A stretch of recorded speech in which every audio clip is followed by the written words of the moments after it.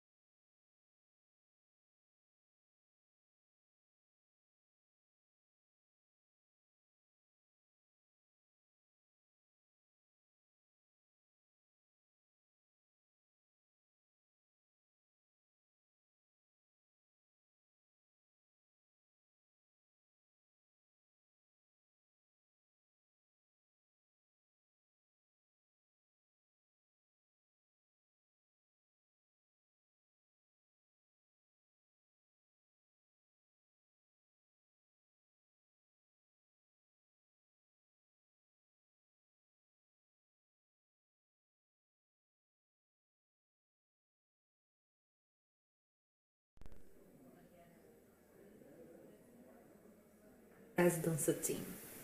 I'm happy to be here at the Thrive.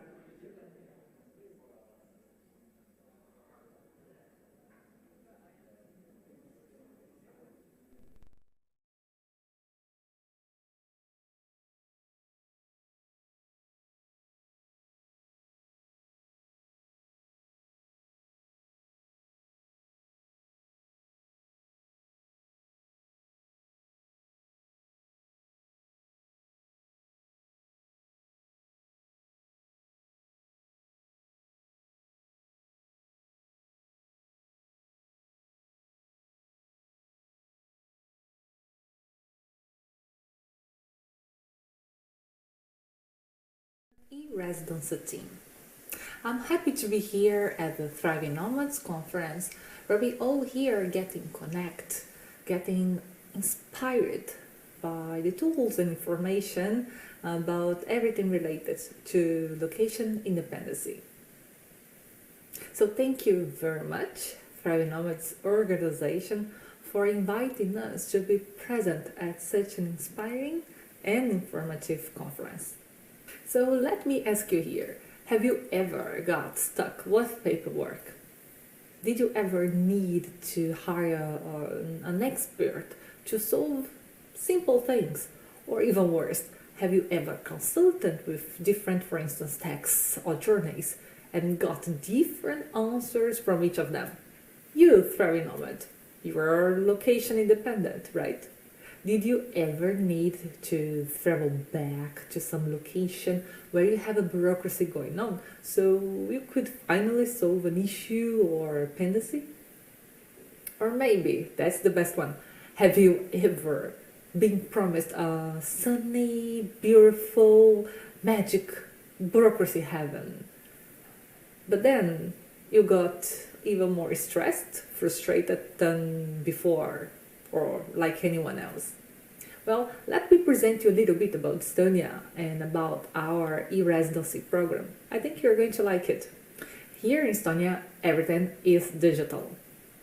All of the Estonians and residents of Estonia, no matter where they happen to live, have a state-issued digital identity.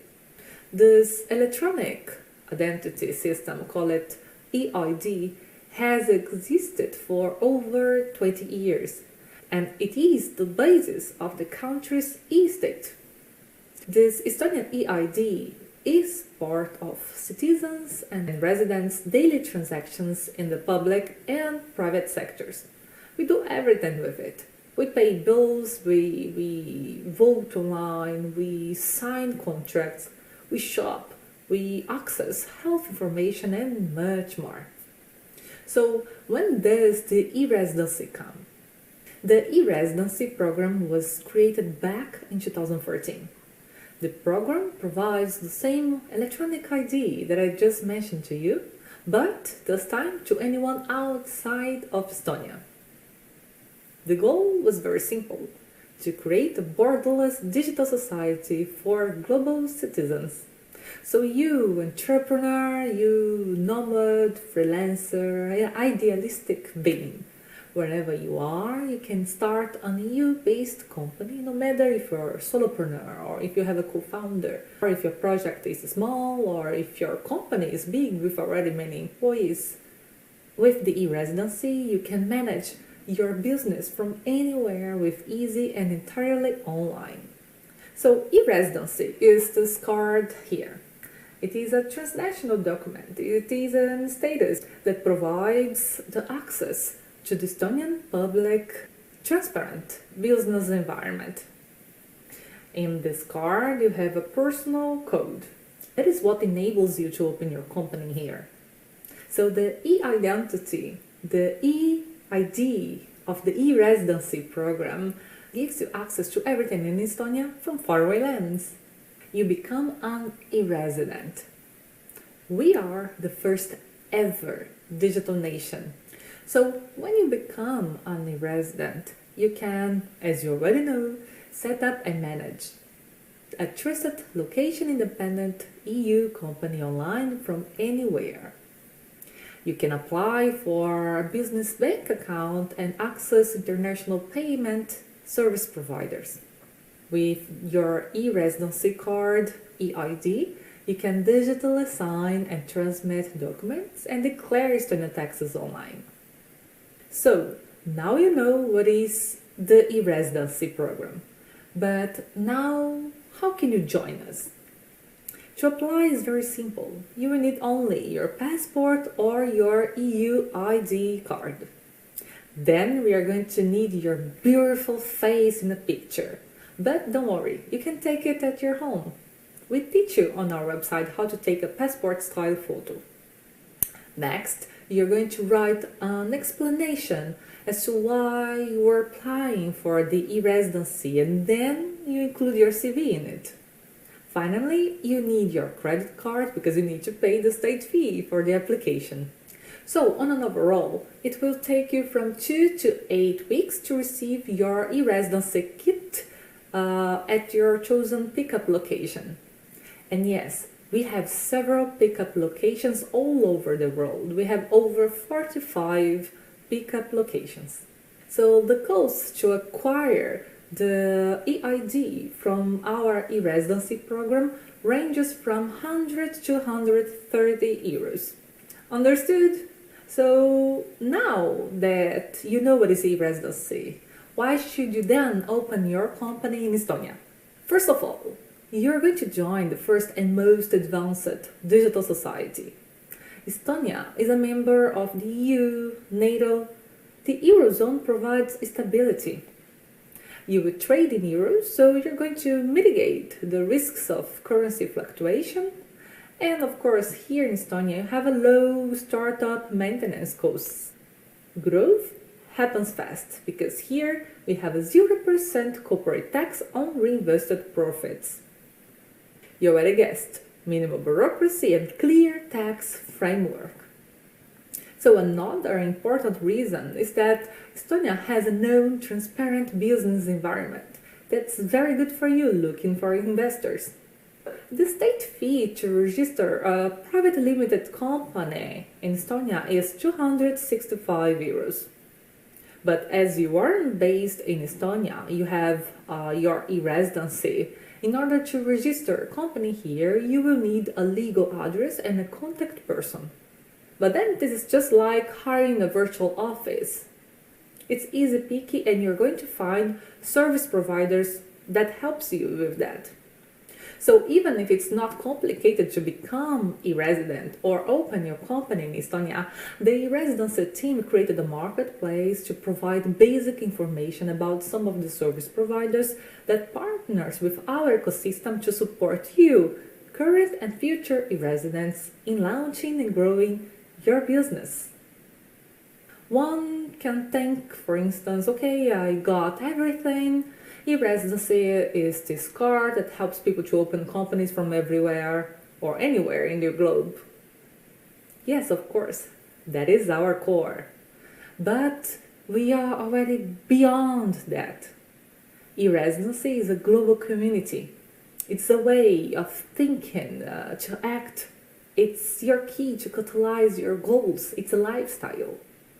When e-residents connect or meet, we have more than a car in our hands as a common thing. We have common ideals, beliefs. We trust that bold and borderless are always the answer. Nowadays, we have over 90,000 e-residents all over the world. We have over 20,000 companies created in the first year of their e-residency time. You can guess, e-residency is the opportunity for anyone, anywhere, to succeed as an entrepreneur. So, on behalf of the e-residency team, I can say here that we're very excited to be at this event, and we can't wait to have you in our program. If you have any doubt in regards to e-residency, about doing business in Estonia, please get in touch with us. We are waiting for you. Now I end here, and I wish you a fantastic conference, and cheers from Estonia. Bye bye.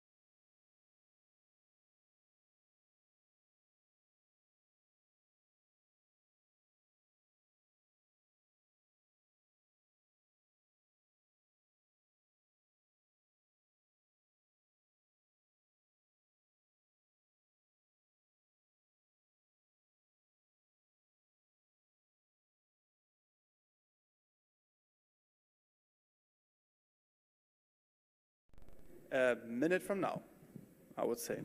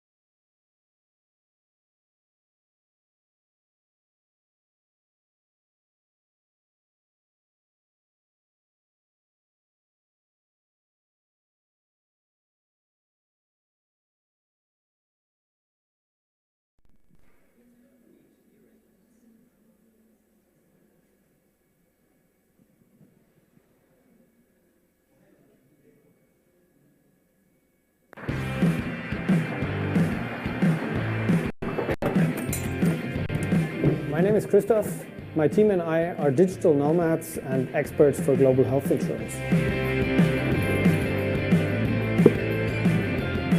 As insurance brokers, we are experts on your side. That means we help to assess your risk in the right way. Then we will find the proper solution from the global market.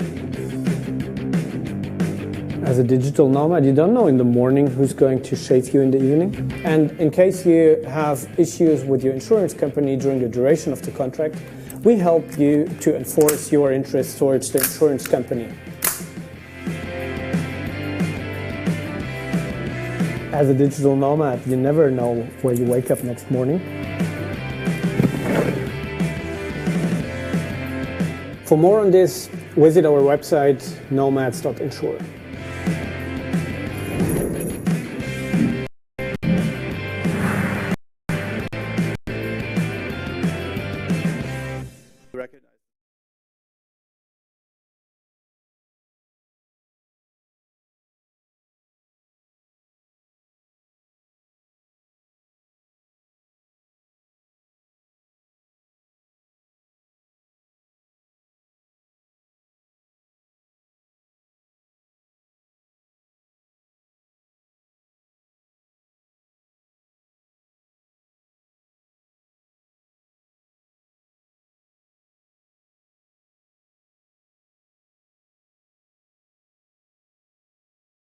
Hola, everybody. I'm Tarek, founder of Nomads Giving Back and Nomads Skillshare.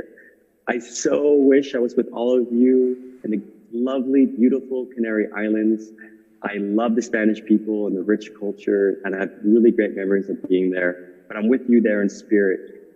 I absolutely admire the beautiful mission of Thriving Nomads. Joao, Joran, and Anna are incredible people. And they're big supporters of our impact mission as well. And I just love everything that you're doing, and I wish I was there. But I am happy that Sarah on our team is representing our impact mission, and wonderful friends and partners like Gonzalo and Nacho and Elsa.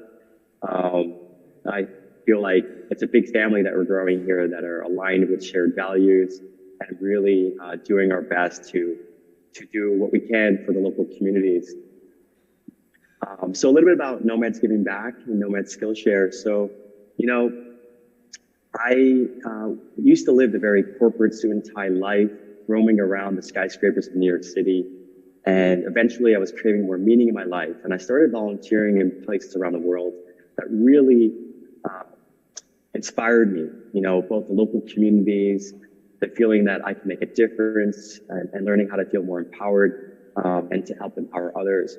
And along the way, I fell in love with the nomad movement, you know, all these incredible people like yourselves who are leaving the conventional life behind and chasing down your dreams.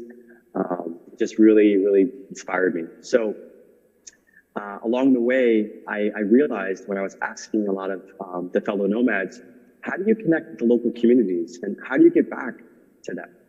And most of the time they'd say the same thing. I don't know. But if you figure it out, let me know. So when I heard that enough times, I realized that there's this gap, this opportunity to help rally the forces to, you know, create a community around this. and help answer that question. I want to give back and I don't know how. So 3 years ago, we started the Nomads Giving Back.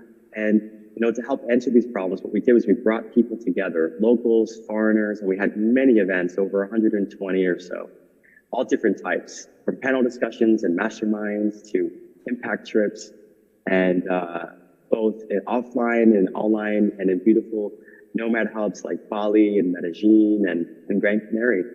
So really what we realized is that it's important to collaborate and connect with local communities. And over the years, we really focused on 3 specific areas of impact: advocacy, which is using our voice for social good; fundraising; and volunteering. One of our flagship programs is that we had a free volunteer matching program. So if any of you, or if you have any friends who are feeling compelled to give back and volunteer, welcome to join us and check out our website, and we'll match you with one of our wonderful impact partners around the world. Our team ourselves, by the way, we have more than 100 people now behind us supporting this mission. Volunteers from all over the world, ambassadors like Joao, Sarah's our head of PR, and amazing, inspiring souls that are behind this beautiful mission. So if any of you are interested in joining our team, please do reach out. And let's see. So regarding the advocacy, we have a lot of social media efforts behind this to raise awareness of these incredible local causes that are looking for more exposure, more PR, more connection, and really just serving their mission through helping whatever impact cause that they support. So we do that through our social media, our Facebook groups, and then along the way we realized we wanted to create more of a direct impact too. And what do all the nomads have? We have skills. That's how we're able to create this location independent lifestyle. So we created Nomads Skillshare. And our mission with Nomads Skillshare is to empower you to learn the skills to live the life you imagine. And we do this through teaching remote work skills. And potentially we're going to expand that even further. So we have courses like how to get your dream online job, how to become a social media manager, how to become a virtual assistant. And we deliver impact by our Buy One, Give One program. So for every course that we offer to someone, we give a scholarship to a less privileged student. So we have already offered a few courses and helped dozens of individuals get scholarships to learn these skills that they wouldn't have otherwise. And we're really excited about where we're heading. So we also have this platform at nomadskillshare.com that people can join and connect with one another from all over the world and learn how they can share different skills, and our jobs board where you can learn where you can find different types of jobs, remote jobs around the world. And that's about it. So Nomads Giving Back, we're all about inspiring you to live the life. Nomads Skillshare, we're all about helping you to learn to live the life you imagine. And with Nomads Giving Back, we're all about inspiring you to give back to the communities that you call home away from home. It has been a wonderful journey. I mentioned that I used to be a suit and tie guy in New York City. And funny enough, I am calling you from there. I am in New York City right now for the first time in 7 years. I've been living the nomad life for close to 9 now, but haven't been back to New York since 7 years. I've been living mostly in places like Bali, Medellin, and had the opportunity to explore all over the world. To wrap up, I just want to share that I really believe that the digital nomads have an opportunity to, really bring value to these beautiful places that are giving so much to us. It's not just, I feel like an obligation, but it's actually really good for us. The most beautiful moments of my life have been when I felt like I was giving back, because it gives me a sense of purpose, a sense of meaning. And the fact that all of you are at Thriving Nomads right now, I know I'm preaching to the choir. So good on you for all the efforts that you do. And, I think there's just so much power and so much opportunity in the power of community. At the end of the day, this movement that we're part of is a collection of individuals. And I think through better organization and collaboration, just like what you're doing right now, that's going to be the secret for all of us to really exponentially grow our impact in these beautiful communities that have given so much to us. So thank you so much for the efforts that you are doing. Again, I wish I was with all of you, and enjoy Gran Canary Islands. And I look forward to hopefully seeing you around the world somewhere. All right. Take care, and I wish you all the best. Ciao.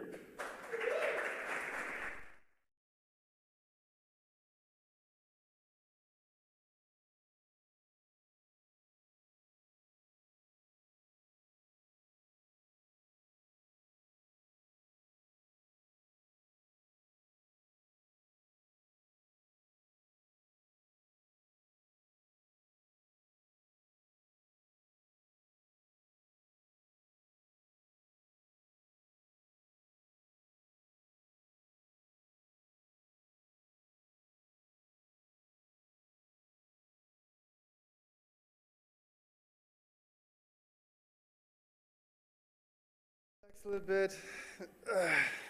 Yeah. So now everything is good. Is it? Great. Okay. I'm going to walk you on the stage, Maris, from Borderless Retreats. Maris is organizer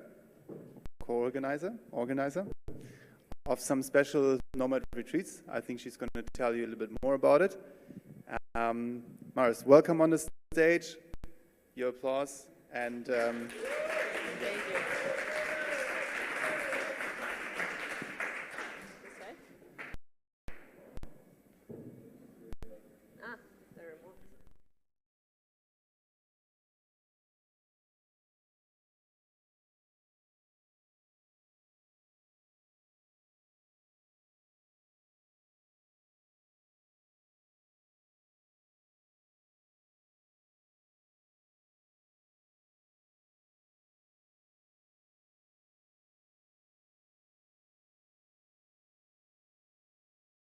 Here because we made different decisions in life. So I hope you can all resonate that when we were 18 or 19, we had to make a choice. We had to choose what we were going to study, what we were going to commit the rest of our life to. And most of us, we did it blindly.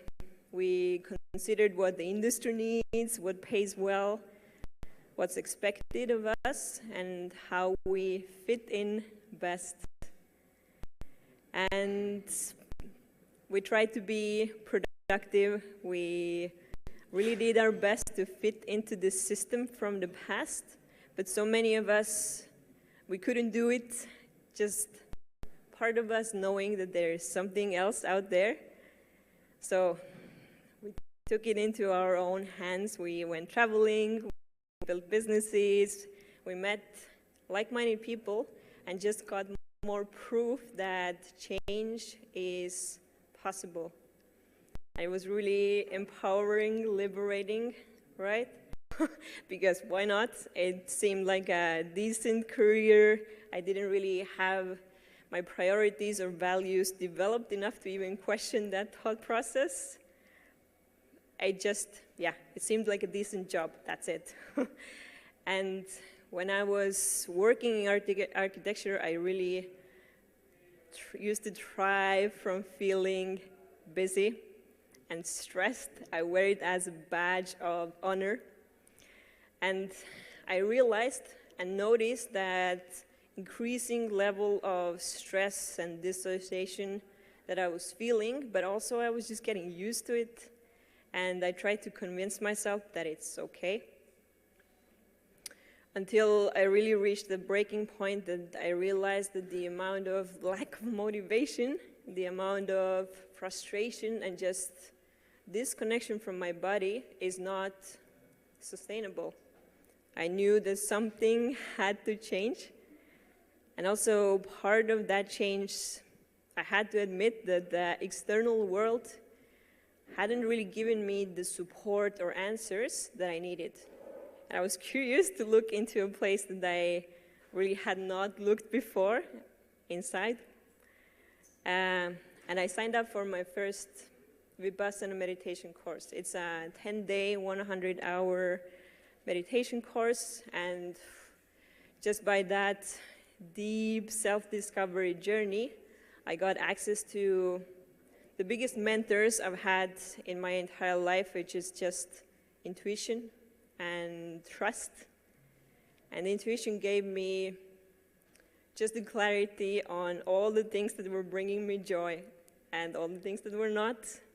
And trust gave me a sense of empowerment to take really full responsibility over my life and to do it regardless of what I've been told before. So I took a leap. I went traveling. I went exploring.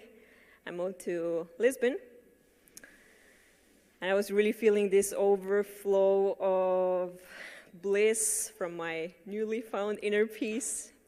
But I didn't really realize the extent of how much my life can be changed until I stumbled upon a weekly Nomad meetup in Lisbon. And if you've been to Lisbon, you know. It's incredible. It's an opportunity to meet so many people who have just taken their life into their hands, seemingly created jobs out of nowhere. I was just shocked to meet course creators, entrepreneurs, freelancers, coaches who were just traveling and working at the same time. And it opened the door that I didn't really know that existed before. And it clicked. I knew I could create something meaningful, which would also allow me to travel. And that was it. It really made sense also to combine the two things that had transformed me the most, being mindfulness and travel. And when combining my forces with a friend who's passionate about conscious stance, we co-founded Borderless Retreat. And we started our community building in Lisbon. We started it by doing co-working days. We gathered people for networking, for focused work, and also, most importantly, for meaningful conversations. And we used just the simplest of tools. Is this working?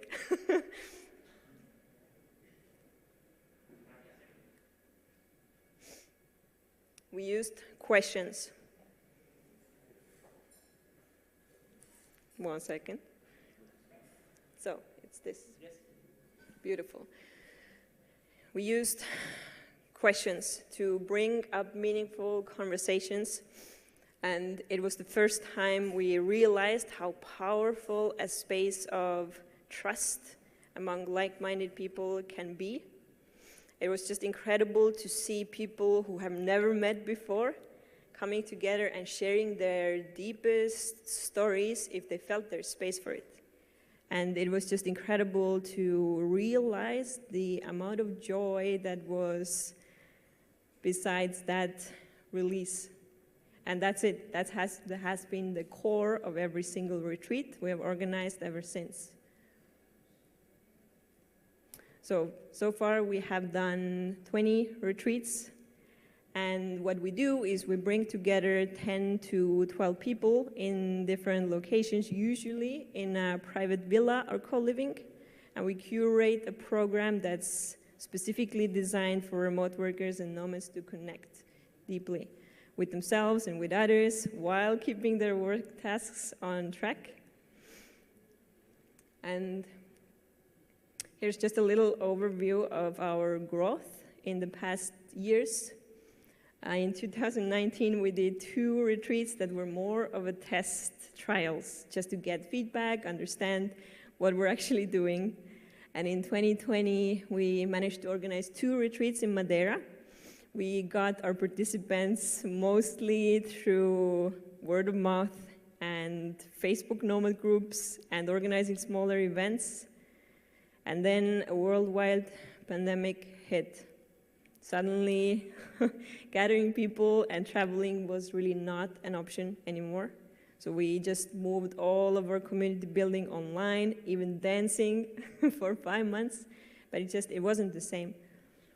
And then after those 5 months, we discussed with our community the risks and started organizing the retreats, again, focusing even more on connection. And we ran another 6 retreats. And in 2021, we organized 8 retreats and also started organizing co-living experiences. And this year, we managed to do 3 in Gran Canaria and also have grown our team from 2 people to 6.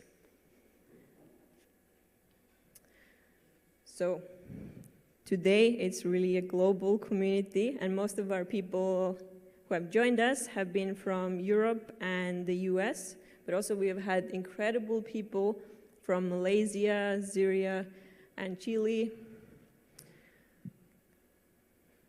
I'm also going to share more about the background. So we had 38 different nationalities. Here you can see also the top 10 ones.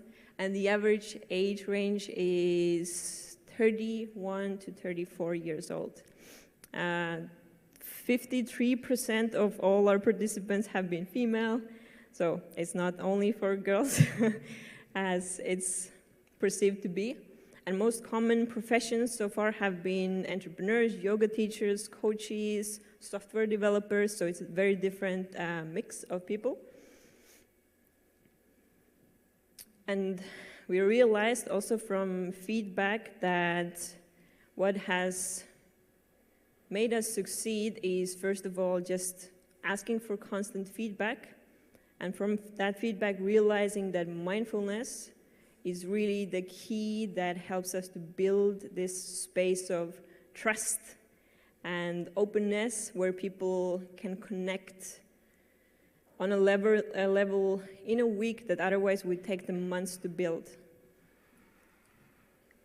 And also, we now analyzed the public Facebook reviews that we have, and these were the most reoccurring keywords on what people got out of the experience.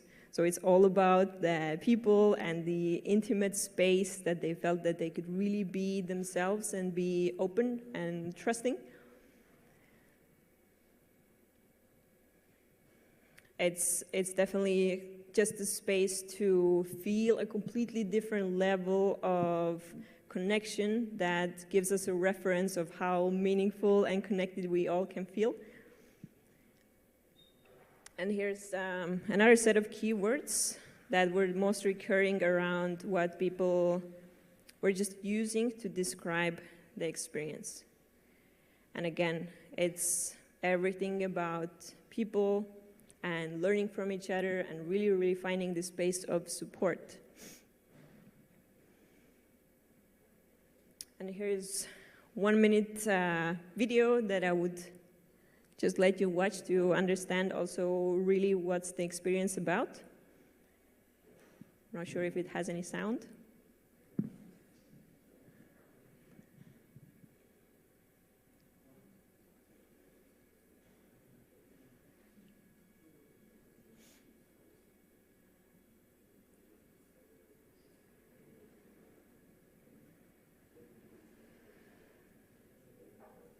All right, as there is no sound, I will just continue in the last part about my sharing. But overall, I really believe there is huge power in us taking time to introspect and pause when we transition, whether it's transitioning in work or lifestyle, and finding people that really support us in that journey has an enormous potential. And we really believe that there is different potential after that process of how we can coexist together.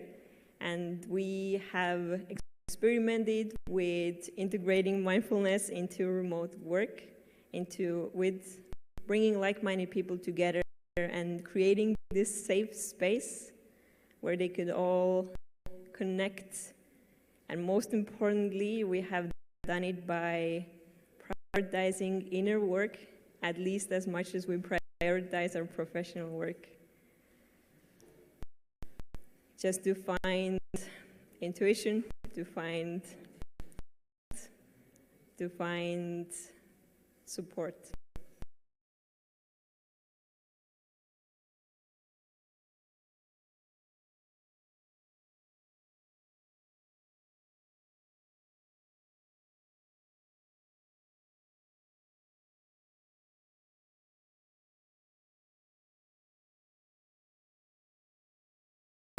And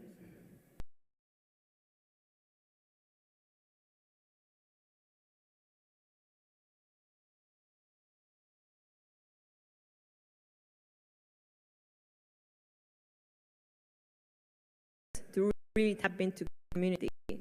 And also, it's really, really important for people who are actually considering remote work and how to navigate that lifestyle. It's mostly for them to have a reference point and the network to tap into. So, I don't know. All right. The questions are getting a bit more here. Is everybody on Slido and can enter that? Again, Slido, sli.do, and then the enter code is TNC22, okay? If you haven't accessed yet and you want to access, also for online people.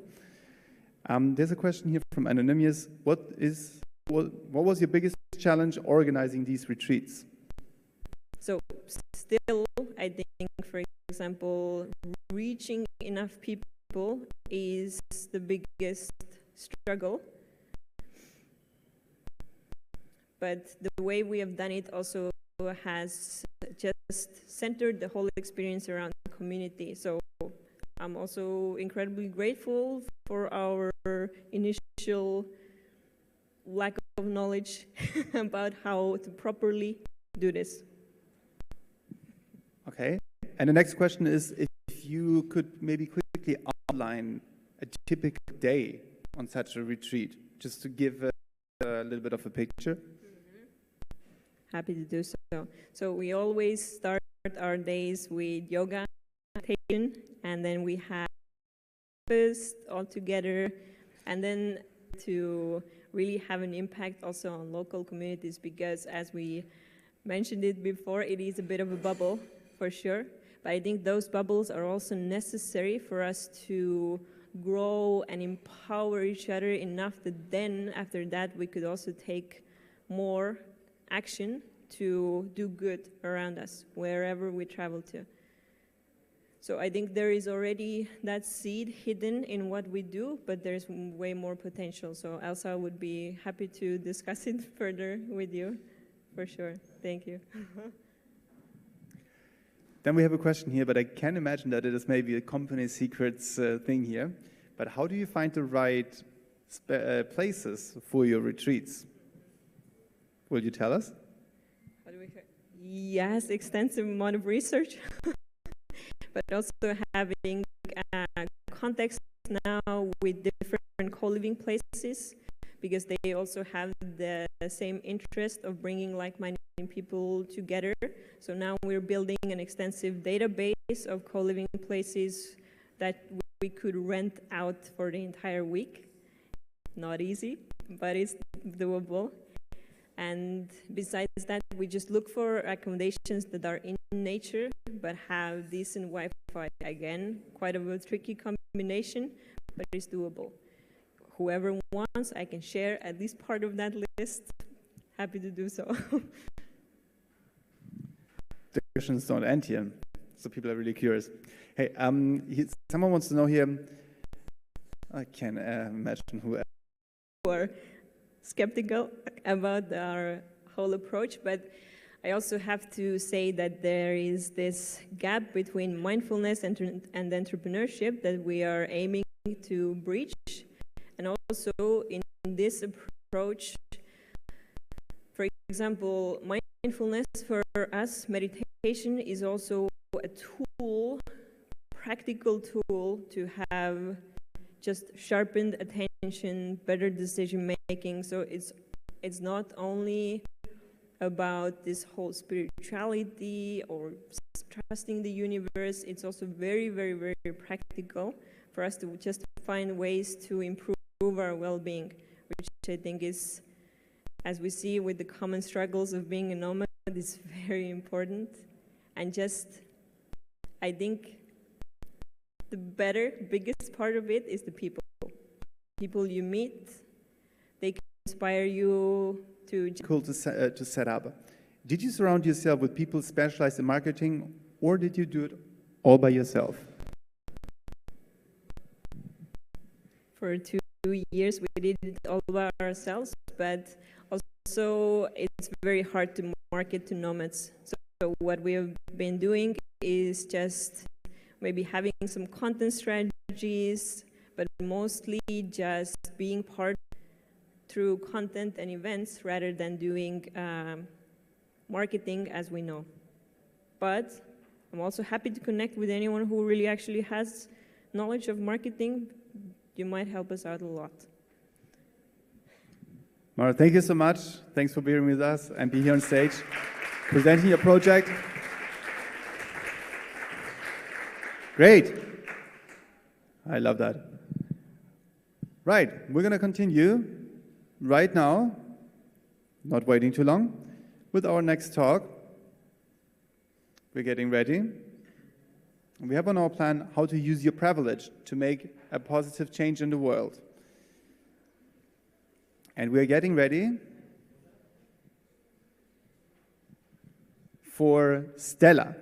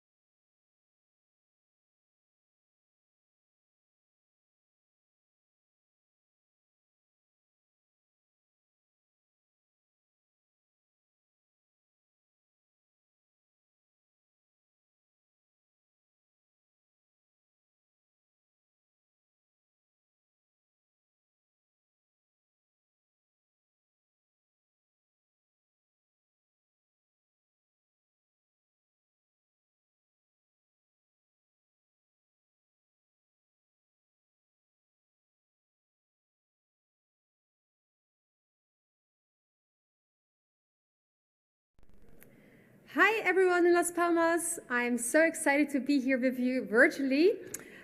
Hopefully next time I will also join the Thriving Nomads event in person. But for now, I am here, and if you have any questions, hit me up. This is my WhatsApp number, and I'm available on WhatsApp today. So even though I'm not there in person, feel free to send me a message and say hi. I'm going to talk about how to use your privilege to create more equality in the world, and I will show you 4 ways to do this by sharing my story about how I set up the 22 Stars Foundation. This is my presentation outline of today. Before I go into it, I want to say Happy Women's Day to all the women over here, and I would also like to thank Joanne, Marion, Anna, and Joran for organizing this event. It's so nice to have so many people who want to make an impact in the world. All of them together in one audience. So today I'm going to start with some key questions for you all. I will share a bit about myself, then about the 22 Star social business, our fuck-up story and our success story, how we set up the 22 Stars Foundation, the impact vacations, and how you can travel with impact, and of course, how you can join our mission. So first of all, what makes you privileged? Usually I love to ask this question to the audience, and before I show any answers, I would like to hear from you. What do you think makes you privileged more than other people? Yeah, I cannot ask a question, but still ask yourself this question and think about what privilege you have. Is it your birth country, your skin color, your education, and so on? And then the next question, what global inequalities are there? And in case you are thriving to make the world a better place, like which of those inequalities would you like to solve? Maybe one of them, maybe all of them. Of course, there's still a lot that needs to be done. But there are various reasons why the inequality in the world is so big. And as you can see, from the lack of education, corruption, war, violence, healthcare, lack of support for grassroots organizations, there are many, many reasons why the world is so unequal. Yeah, there are thankfully still ways to change this without needing to address all of the issues immediately. And that's use your privilege. Of course, we do not choose what privilege we come into the world with. However, it's in our power to choose what we do with it. So first of all, acknowledge the factors that are beyond your control, that ease your path in your life, and then use your position to clear space for those without your advantages. So that's the number one rule, I would say, to make the world a more equal place. And there are actually 4 ways you can use the privilege you're having. One way is by making a purchase. The second one is by doing that in your own business. The third one by supporting a charity. And the last one while you travel. Before I dive more deep into those ways, I want to first share a bit more about myself with you. My name is Stella, as you probably already read on the internet. And I like you guys to guess my background. What do you think? Am I a banker, doctor, lawyer, or pianist? Unfortunately, I cannot hear the replies, so I'm going to share with you the answer. So my background is I was born in Germany and I moved to the Netherlands in 1991. In 2004, I studied law and criminology, and yes, I have my degree in law. However, even though I finished my degree, I'm not a lawyer because I figured out that with a Dutch law degree, you actually can only practice Dutch law in the Netherlands and not in many other countries. In 2008, I traveled around the world, which really changed my perspective, and I started to realize that I wanted to do something more international. So in 2009, I did my master's degree in international law, and that was actually the reason that I went to Uganda for the first time. That was namely 2009, when I was doing research for my master's thesis about girl child soldiers in the Lord Resistance Army of Northern Uganda. Then in 2010, I did my advanced master in human rights and democracy. And then I started to work with several organizations all over the world, which was extremely interesting and nice, especially working with the EU in China. However, I also started to realize that I wanted to have more freedom in my life and not just move from country to country the whole time. So I came back in Europe and I started to rent my house on Airbnb. I was actually extremely privileged that I inherited this from my stepfather. So then I thought in 2012, why should I not take this chance that I have to actually generate some passive income and then really focus on what I love to do. And just a year later, I started with the 22 Stars social jewelry business. I'm going to shortly tell you more about that. But just to finish my timeline, 3 years later, 2016, I started to organize social impact vacations and trips to Uganda. 2017, the 22 Stars Foundation was established. Let me move a little bit. And now, 2022, I'm here with you at the Thriving Nomads conference. And yeah, let's see what comes up from this conference. So please, if you have any questions, like to partner up, just send me a message. As already mentioned, in 2008, I started to travel around the world. During my travels, but actually not just during my travels, also in my own home country, I was often confronted with poverty and injustice, and the fact how extremely privileged I am just because of where I was born and the opportunities I received from my parents. I, for example, was able to travel to more than 22 countries in Africa. Besides that, I also saw many other countries in the whole world. At one point, I lost track because I have no interest in actually counting them. But still, of course, like I realized that this is something that not every person is able to do. So you might wonder, why did I again went to Uganda? So the reason is actually those two ladies. In 2009, I met Susan, the lady in the blue dress next to me, and Ida on the other side. And Ida was translating between me and Susan. I interviewed Susan for my master thesis. She spoke several languages, but not English. She spoke Luo, Luganda, and many more African languages. Unfortunately, I still don't speak any of those because there are so many different languages in Uganda. So every area where we are moving to, the people speak again a different language. I do know some basic words, but unfortunately not the whole language. So Ida had to translate between us. And in 2012, I came back, and actually to my big surprise, Susan learned how to speak English herself. But I will come back to that later a bit more. I first would like to show you where actually Uganda is. So all of you are right now in the beautiful Las Palmas de Gran Canaria. You can basically take a ferry from there back to the mainland in Europe, and then you can drive all the way to Uganda, which is like 150 hours car drive. But I would not really recommend doing that because you will travel through some countries that are not so safe to travel through. All right, so let's go back to Uganda.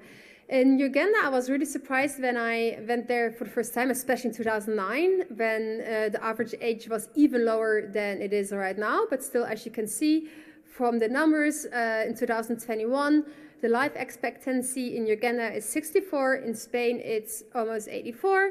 The average age in Uganda is 16.7 years, while in Spain, it's almost 45 years. So the population in Uganda is very young. And one of the reasons is the conflict that took place in Uganda.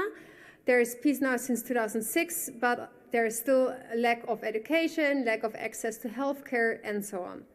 In the picture, you see Susan with her neighbor and the kids of her neighbor in Asholi quarters, which is an internally displaced camp in Kampala. Susan, however, was not waiting for anyone to come and help her. No, she actually started to help herself. She became very creative and used the beer bottle labels and also other labels and other recycled paper to create beautiful beads from which she made bracelets and jewelry. And I still remember that in 2009, I was sitting with her and I had a feeling I had literally nothing to give her. Because I was still like, a student myself, and it felt actually a bit useless at that time. But then Susan was still like so happy that I listened actually to her story and I made her laugh, that she gifted me some of her beautiful bracelets. And I used to buy her bracelets once a year through our common friend Ida Wafula, who translated also between us. And actually, with the money that Susan received from the jewelry, she went back to school herself. So this actually brings me to the first way how you can use your privilege. Well, it's really easy by making your purchase. Every time you spend money, you're casting a vote for the kind of world you want. So just by buying the jewelry from Susan directly, like her handmade jewelry, and not like any jewelry made by big factories, I helped to support her small business. And with the money, she went back to school, and also her kids went back to school. So when I came back in 2012, Susan actually asked me if I would not like to help her to actually create like really a big business for her and market, sell, and design her jewelry outside of Uganda. So I immediately said yes to it, even though I had no clue about how to set up a business. But Susan was the best example that it's never ever too late to go back to school and to start an education. So here I was in 2013. I joined a startup campus in Rotterdam, and I joined a course on how to set up a business. In case you're interested, you can look at my slides later and then click on the links so you can see the first video we made in 2015 for the 22 Star social jewelry business. And you can also hear like a personal speech from Susan herself about it. So during my time at the startup campus, I learned basically a lot of things regarding marketing, product designs, and so on. And I also learned that you just have to get started. That's what I did with this first video. I just had to start somewhere, and that's my tip I really want to give you guys. Don't be afraid, nothing has to be perfect, just get out there, get started. And here you can see the products we are making. So every bracelet actually takes a lot of work because they are all handmade. Here you see some of the beads. The women, they cut the paper in triangle shapes, then they roll the paper up, varnish it so it's waterproof, and then we make beautiful designs out of it. So bracelets, necklaces, and so on. So Susan, she started the whole jewelry business, but then she soon got like more women on board because we were like growing, and we were mostly sending and selling our jewelry to the United States. At one point, we were even working with 43 artisans, creating beautiful jewelry. You can see them also wearing the necklaces themselves in the pictures. You might wonder why we actually chose the name 22 Stars, where it comes from. So stars actually mean hope, guidance, and protections. And our artisans use them during times of war to navigate to a safe place. When I asked them, yeah, how do you feel about stars? What's your meaning about it? They all had just positive things to say. I never heard anyone saying like, ooh, stars, we don't like stars. So that's why stars. And then the number 22 stands for turning dreams into reality. Stands for turning dreams into reality and making the world a better place. 22 always was my favorite number since I'm a little child, and I looked it up in numerology, and it's like a master number, which is the builder number. And yeah, I put everything together, and then we got 22 stars. Also, we were not sure if we would continue with the jewelry business, so we also kind of like wanted to have like a neutral name, which would enable us to keep all options open in case we later on would decide to somehow do something differently with 22 stars. So this sounds all like really nice. However, there's also a downside on having a social business model. Yeah, you can see here like some of the problems that we encountered. For example, we had to sell products for different prices, sometimes on discount. Whenever a wholesale client bought a bracelet from us, they had obviously a different price than our retail clients, so it was difficult to be also transparent about the pricing. Sometimes we had unhappy clients who didn't fully understood that everything is handmade, so they really would complain if something was a little bit too long or too short. We also had like production challenges because by times there was a lot of malaria in Uganda, and obviously the women would not be able to make any jewelry. We also started to really be dependent actually on the Western market. The women also had no stable income anymore at one point because we just didn't know how much we were selling. Sometimes we sold a lot, then we didn't sold as much as we wanted.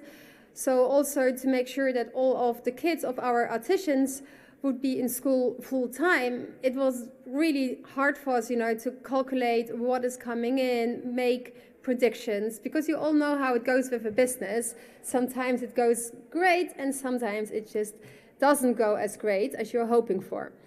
And of course, also shipping costs are high, and also taxes, because over every single product we are selling, we have to pay 21% taxes. Because the jewelry business is a business, it has the business model. Our biggest fuck-up story was this little monster in this image. This was, I think, in like 2018. We almost really wanted to completely stop with it because we were supposed to make zebras for a client. However, I did not show a three-dimensional picture or a sample to our artisans, only like the picture of one side of this animal. And of course, I understand to our artisans it looked like a unicorn. So we got unicorns and not zebras, but that was not even the worst mistake. The biggest problem was that we miscalculated the rate from the zebra, so our shipping costs from Uganda to the United States became double as much as we calculated. So you can imagine, huge dilemma, no profit, and we were really thinking like, why on earth are we doing this? But then there is also the positive side of having a social business model, or yeah, in our case, our jewelry, because we started to realize that we could also just focus on less products, and we could also just use the product sales as an extra donation and not anymore as the prime income for our artisans to send the kids to school.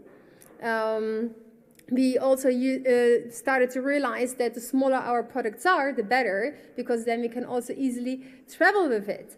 And still having this business for the women in Uganda gave them like significance, dignity. They really were extremely proud still that they also contributed to their own, to their own income of their family and not were only dependent on donations.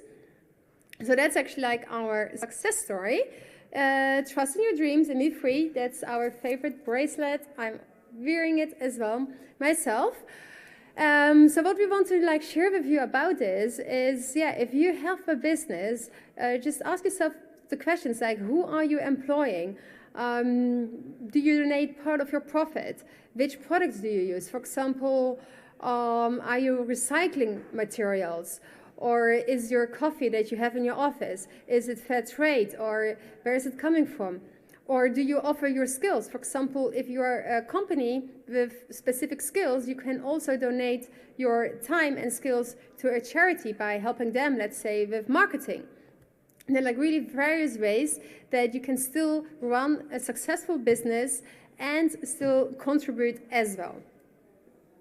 So this is the second one, use your privilege in your own business. And my favorite quote, what do you do for yourself dies with you. What you do for others is immortal. However, as you already know, is that besides the 22 Stars product-based model, we also started with the 22 Stars Foundation, which is fully based on a donation-based model. So what we basically do is we have both things. We have the 22 Stars social jewelry business, making the products like the bracelets, which we are selling, and the profit we donate to the foundation, and also the jewelry is made by the women whose kids are sponsored also through the foundation again. So they also immediately get paid for the products they are making. We decided to like split those things because with the foundation model, we receive donations and we are a charity. We are even in the Netherlands set up as a public benefit institution. We have the AMBI status, which means we are tax deductible.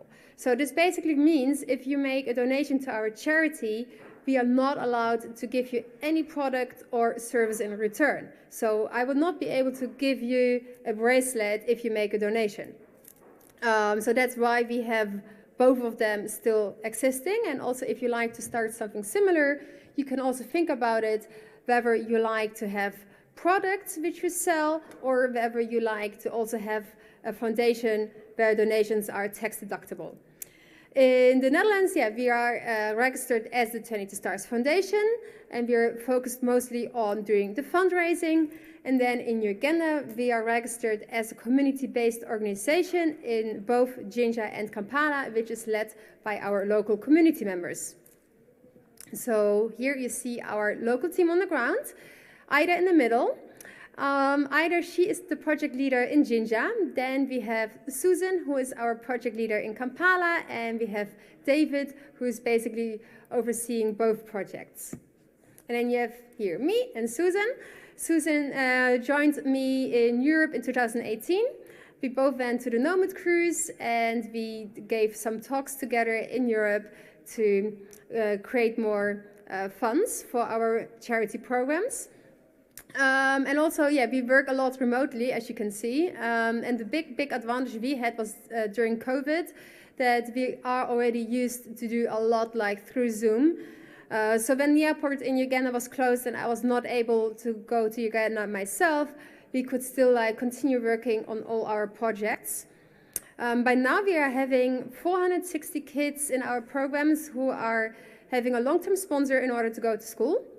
In Uganda, actually, there was the longest school closure from the whole world. The schools were almost closed for 2 years during COVID. But thanks to our sponsors and our local team on the ground, we managed to still do homeschooling in smaller groups, so the kids could still come by time. Sometimes not, it depended a bit on what the local situation was. By times we could also only help them with long distance learning. Next to our holistic education program, we also have our after-school project, nutrition project, healthcare project, small business and microloans project, and community project, because we started to realize that if a kid comes home and has no place to sleep or to rest or has no food to eat, then of course this is also affecting their performance in school. So to really make sure that their studies are successful, we focus on various aspects of their life and especially the whole community. And we we do focus a lot on supporting the families to become self-sustainable. So as you can see in this picture, this is one of our boys with his family. We do not just want to hand out a bag of food to a child and his family. Of course, we do also do this in times of emergency and crisis, but on the long run, we always make sure that the family can run their own business to really improve and become better. So what you, for example, could do is support a charity, and this does not just mean that you have to donate money, but you can also share your own skills, or you can share your network by, for example, giving a charity a platform where they can share their story. Or if you have certain skills, let's say marketing, you can also help out with that. So this is the third way how you can use your privilege. It's by supporting a charity. And the best way to fight poverty is by making sure people become self-sustainable. That was why initially we only had our product-based model, because we always thought that, people should work themselves for their money, and we should help them with this, and that it's always better if they create, for example, the jewelry, and then we sell it for them, then they earn money, and so on. But as I already explained, we realized that then they're also still dependent on the Western market. And actually, we realized at one point that also a charity can still focus on making people self-sustainable by helping them with setting up local businesses. And then we are coming to one of my favorite topics, which is our impact vacations and trips to Uganda. As you know, I'm a digital nomad myself. I travel around the world and work remotely. And in 2016, I sometimes felt a bit lonely in Uganda because I didn't see many digital nomads coming, and I started to realize that there was a lot of misconception about Uganda. People thought that everyone was just living in poverty, that there was no food to eat, and so on and so on. And I found out that's because of all the stereotypes that are spread out in the internet. Of course, a lot of charities, if they want to raise money, they're showing pictures of children in very poor conditions. So I wanted to change, together with my team in Uganda, the image that Uganda has by really focusing on tourism and showing the beautiful sides of Uganda. So this is what I also like to share with you, some of my key learnings over the years, how to travel with a positive impact. So really focus on tourism. You are a visitor of a country. You do not have to go to Uganda or Africa to volunteer. Quite often, I know, when people say, oh, I'm going to Uganda, their friends would ask, oh, are you going to volunteer?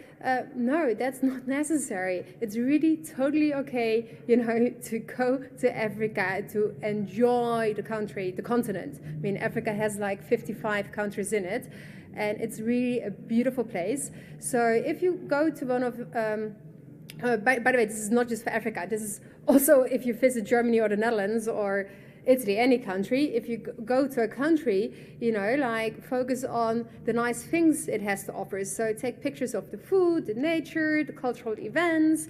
I mean, if you go to Barcelona, for example, you also will not take only pictures of the trash and spread it out over the internet.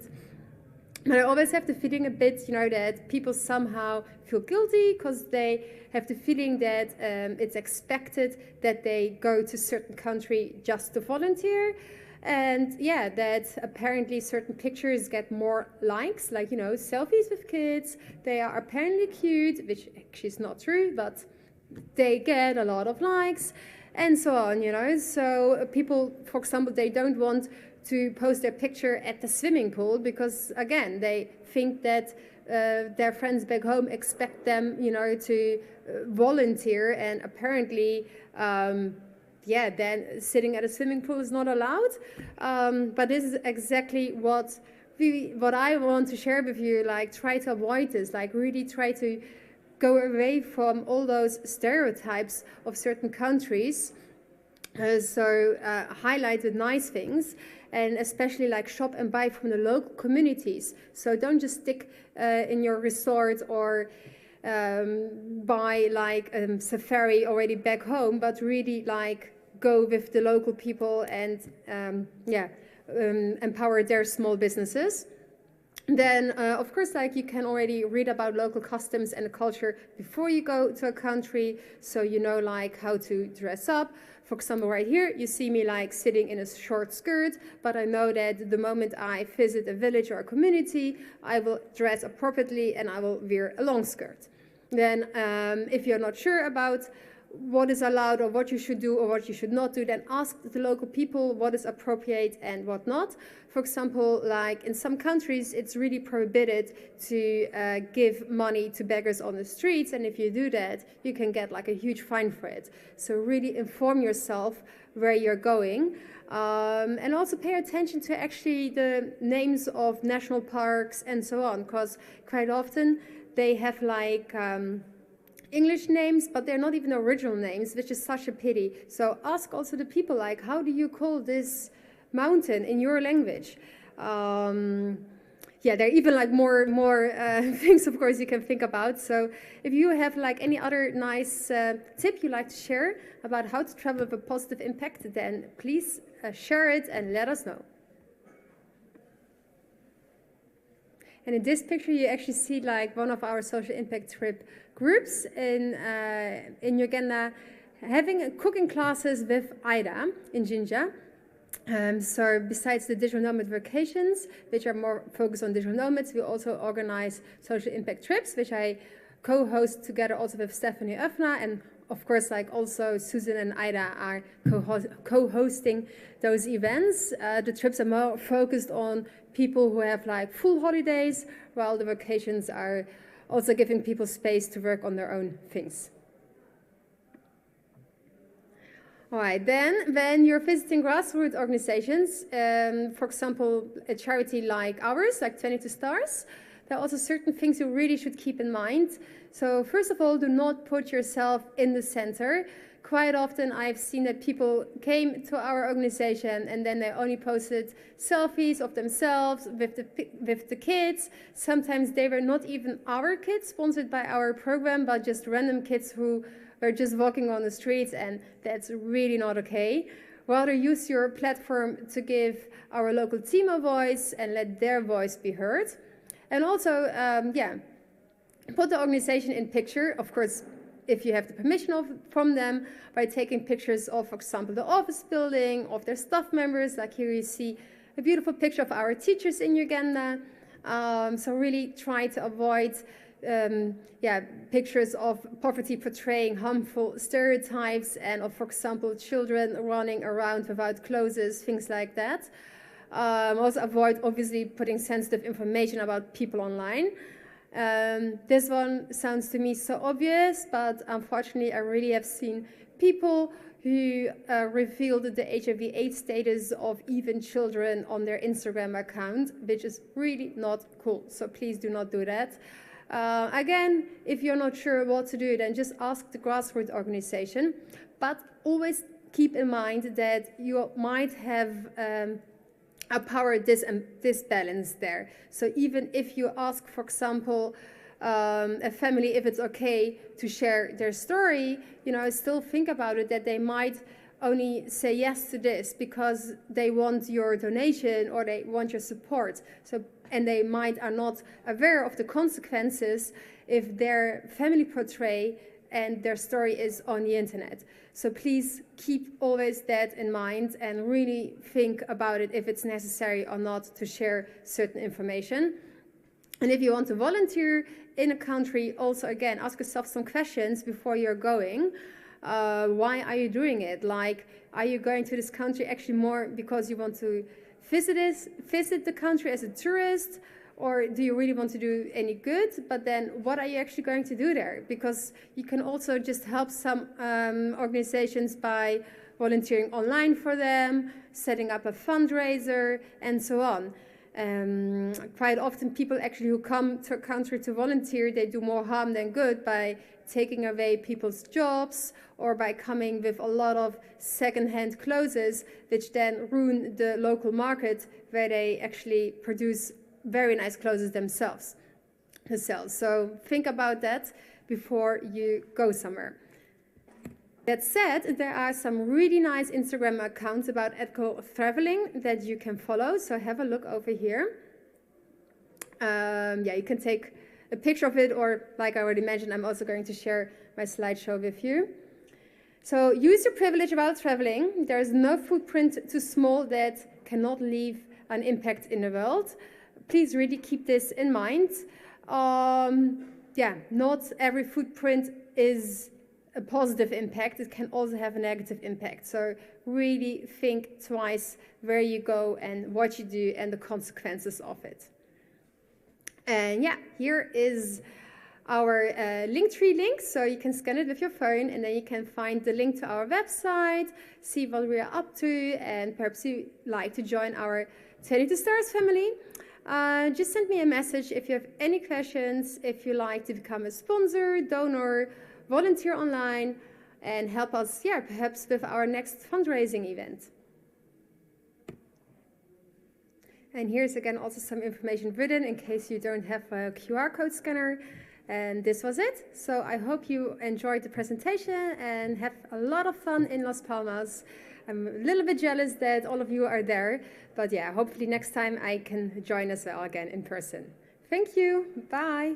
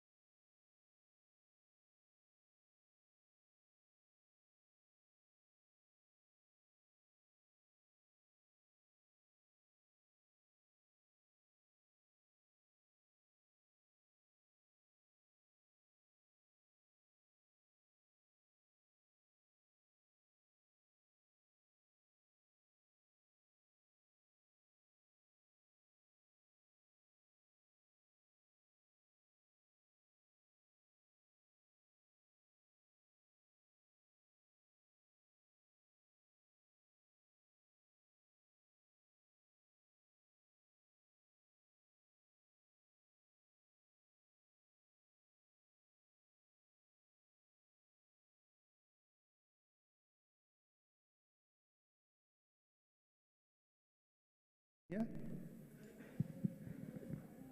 You recognize him? You recognize him? We're going to have Sam right now from Dojo Films. Creative collaboration. Finally, a live talk again here. Sam, thank you so much for being on stage. And that's your applause. All right. Cheers, guys. Sorry for wearing exactly the same T-shirt as in that picture. So I'm not as professional as all the other people who've spoken here before, so I've got to use my speaker notes. Apologize. So I'll have to click once and then click here as well. But just quickly, a shout out for International Women's Day, and a shout out. She won't be watching. A shout out to our head of production, who Sophie. She won't be watching because she's currently in a spa because we treat our employees well. But she did a really cool talk about masculine and feminine energetics, which I would recommend you to have a look at. It's on our thread. And also to the inspiring female nomads here today.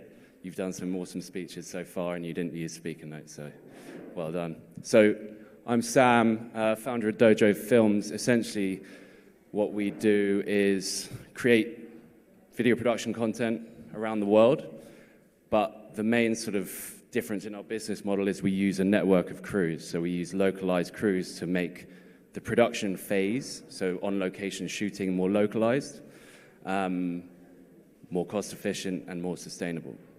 But I'm not going to talk about Dojo straight away. I'm going to make it a bit more personal because I did some research and apparently that's more interesting. So I asked myself two questions when I was thinking about writing this. One, do I have anything interesting to say? And if I thought I could muster together 20, 25 minutes of interest, then do I have any way of making it relevant to thriving nomads? So actually, I'm not going to talk about creative collaboration at all. Well, I am, but it's slightly different. I actually decided, it's working, to talk about creative nomadism. Sorry if you were excited about the collaboration part. So I'm actually not a professional nomad. My first trip here was in November, and that's the first time I've ever worked from abroad. But I am a very successful amateur nomad, and I have been in my whole life. So I decided to talk a bit about, well, you know, I'm good at traveling, yes, but working while I'm traveling, not so much. So I've always had advice. I've always got the advice from friends and family throughout my 20s that you should really start planning your travel around your work rather than your work around your travel. But that advice has fallen on deaf ears. So luckily now, I'm a professional nomad and I can travel and work at the same time. But I thought to sort of explore nomadism in a more interesting way.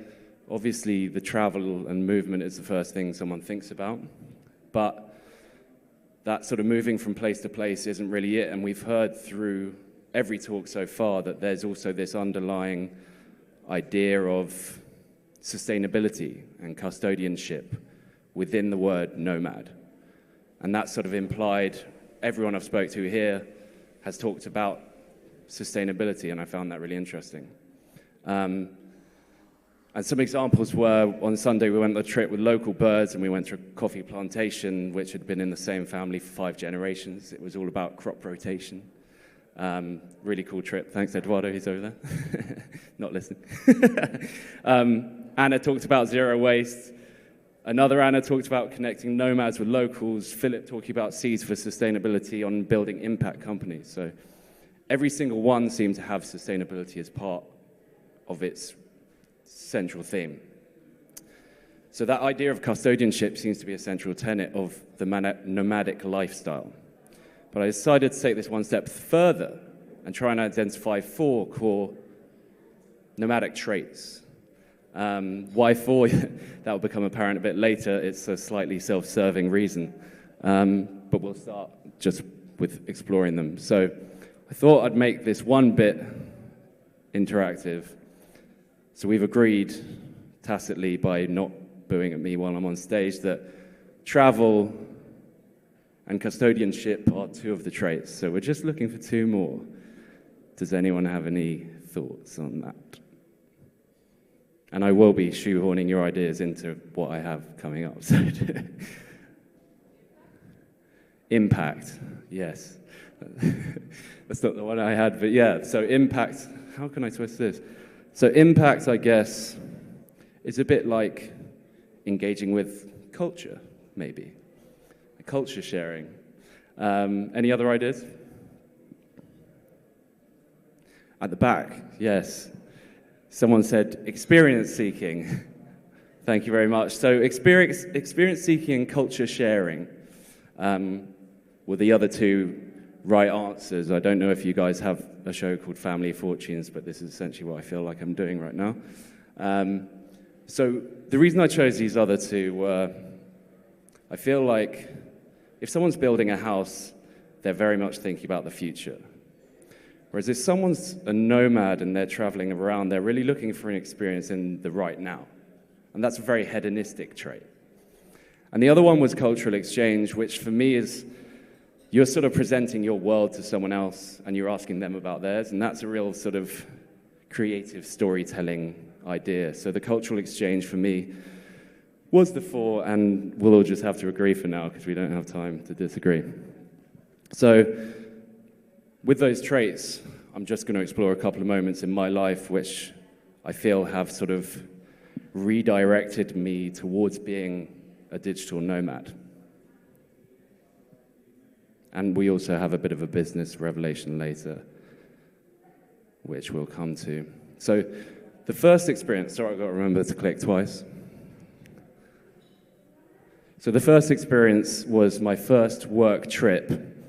A bit of context, so I did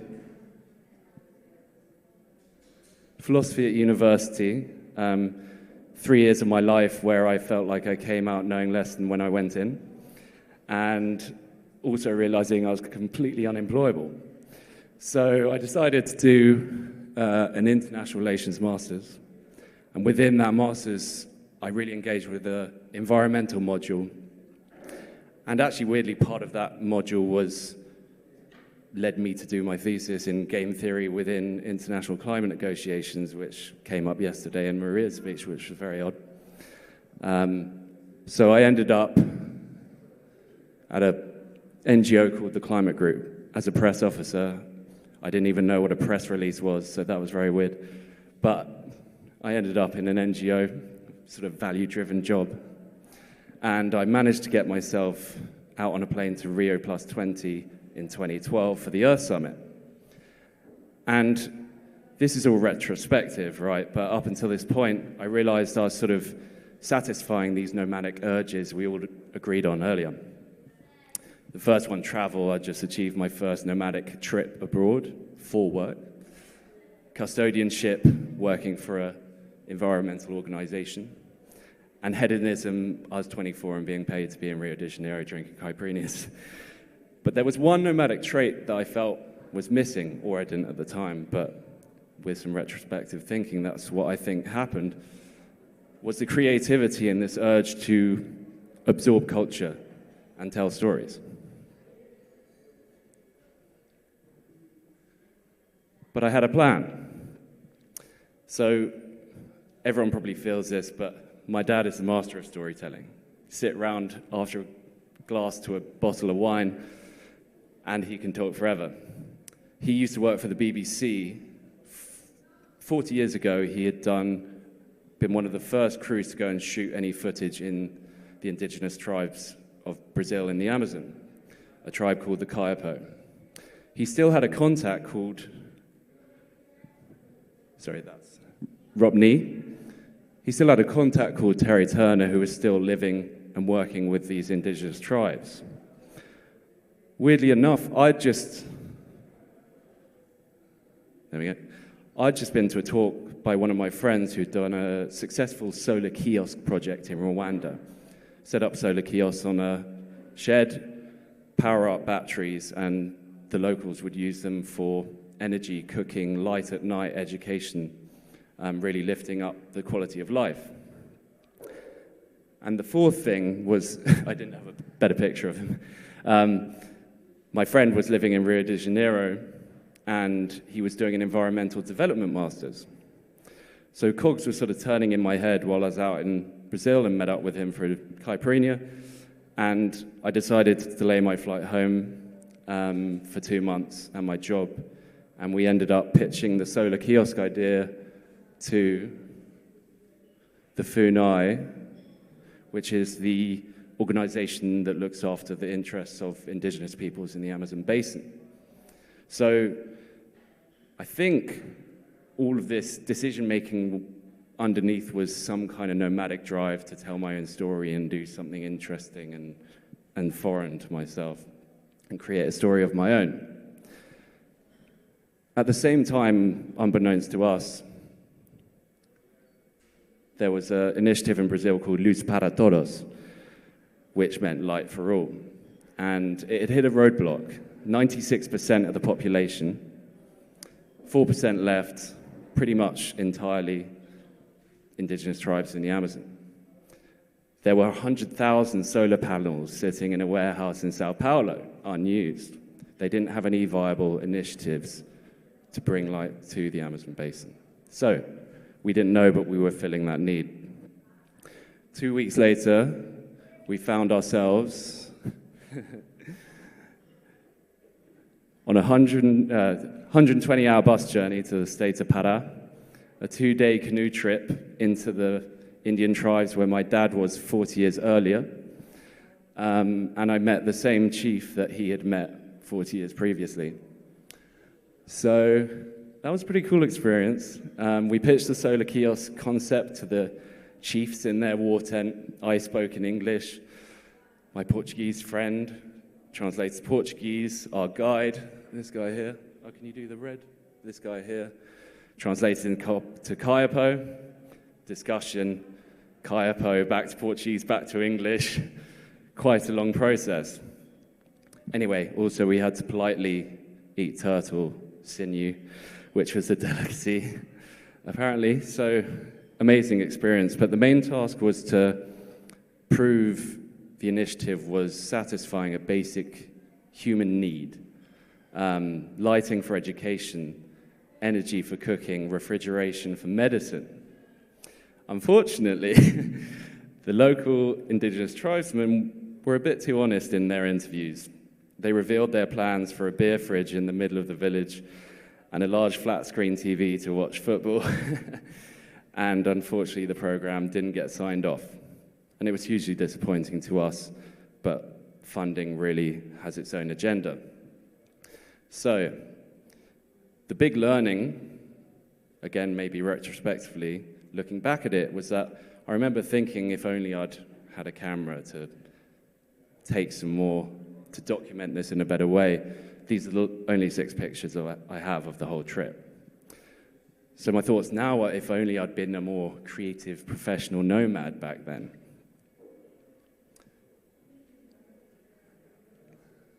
Oh, no permiso. So this was going to be a video of a TED Talk by a guy called Dan Pallotta, which was the second big switch for me towards my digital nomadism. Having worked in the third sector in the charity world and felt the frustrations of being in it, this really kick-started me to potentially look for a different path. I advise you all to go and have a look of it. It's not saying charity doesn't work, but it's essentially, if I can remember, not probably verbatim, but oh, they'll look for it. Unfortunately, I'd cut it down to 2 minutes. The talk is 20 minutes long, so unless you want to watch him instead of me.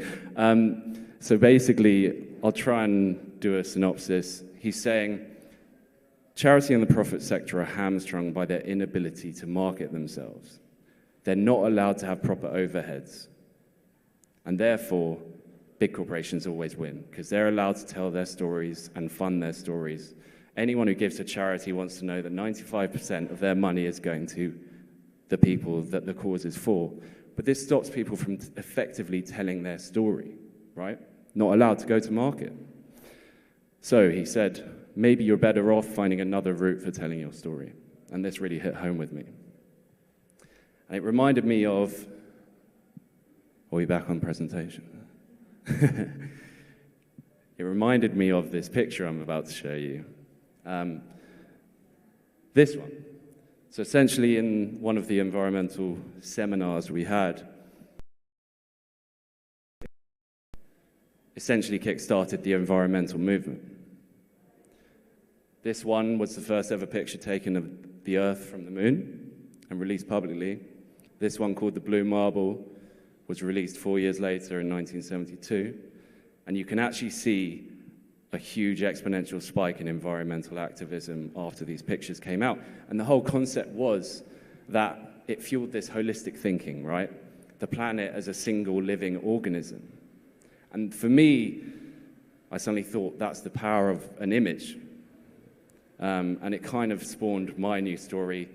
I want to get into environmental documentaries. And obviously today we've all seen Seaspiracy, Cowspiracy, Game Changers, My Octopus Friend, all these documentaries which are changing people's attitudes to the world. So that was the plan.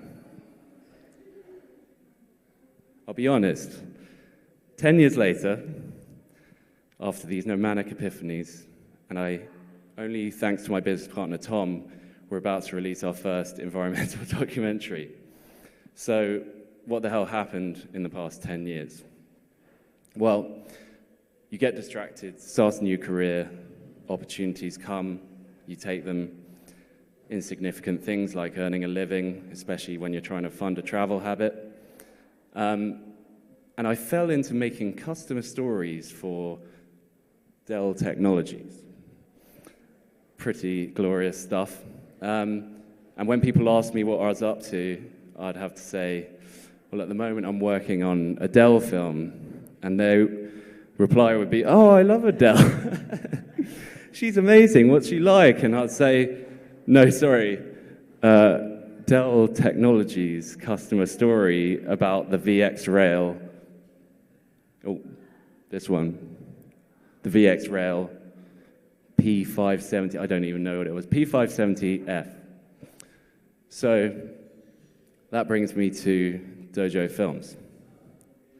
And my business partner will finally breathe a sigh of relief that I've finally got there. So Dojo Films initially was set up to make me look more than a man with a DSLR. And the word dojo, I've always been fascinated by Japanese culture. And the Japanese phrase essentially means a martial arts training center or a place of meditation. But the literal translation is the place of the way. And for me, that really struck a chord when you're working in a sort of creative arts environment. Anyway, this is the story I tell my clients. And it's true. Well, it's half true. Sorry, we should have been on this one.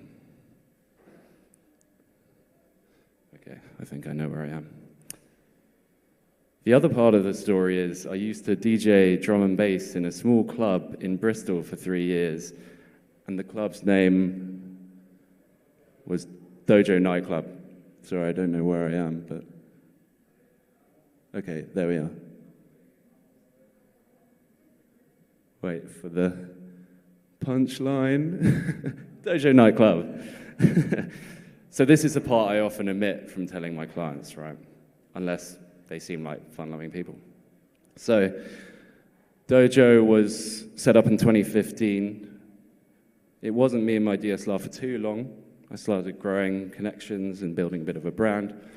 But in 2019, we underwent a bit of a shift change, and that was what I was telling you about, building a network globally and trying to reduce travel. A lot of my work with Dell was great for me, going to Stockholm and Spain and Germany, but not great. Do you know which way I should be pointing this?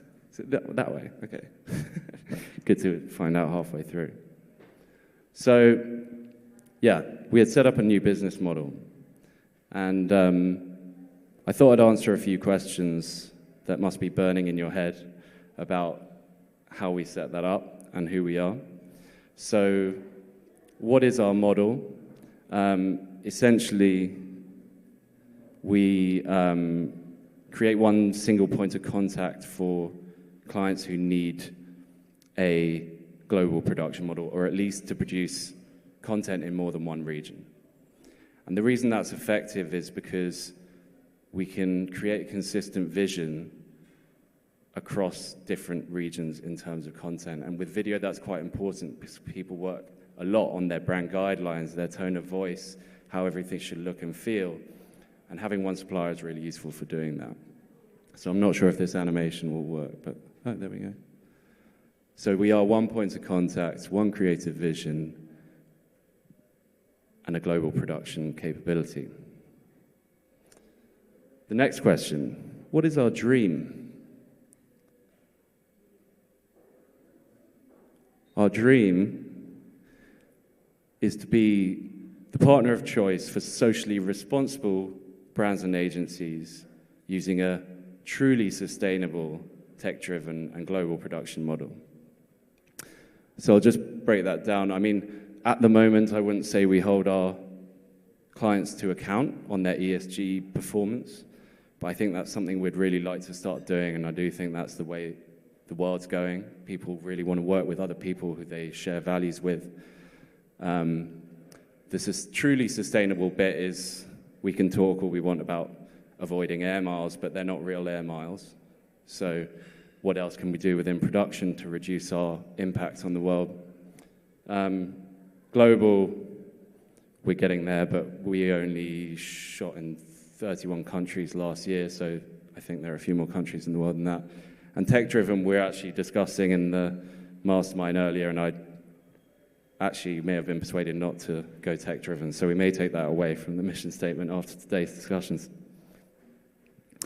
So we do reduce travel, and we do offset our productions. We use a calculator, but I think we want to do a lot more, and we're looking into B Corp status and carbon accreditation and all this kind of stuff. So we're early on our journey in that respect. So 2020, I'm just going to skip out. But 2021, we actually did pretty well. We had productions in all of these countries, varying with different kinds of clients. Our main two sectors are technology and sports, but we're also engaging with a lot of value-driven companies. And we tend to do that at a cost or bit part rate. So I thought I'd quickly take you through, these are some of the clients we've worked with so far, but I thought I'd take you through the top two that came up there, because they're more interesting than some of the others.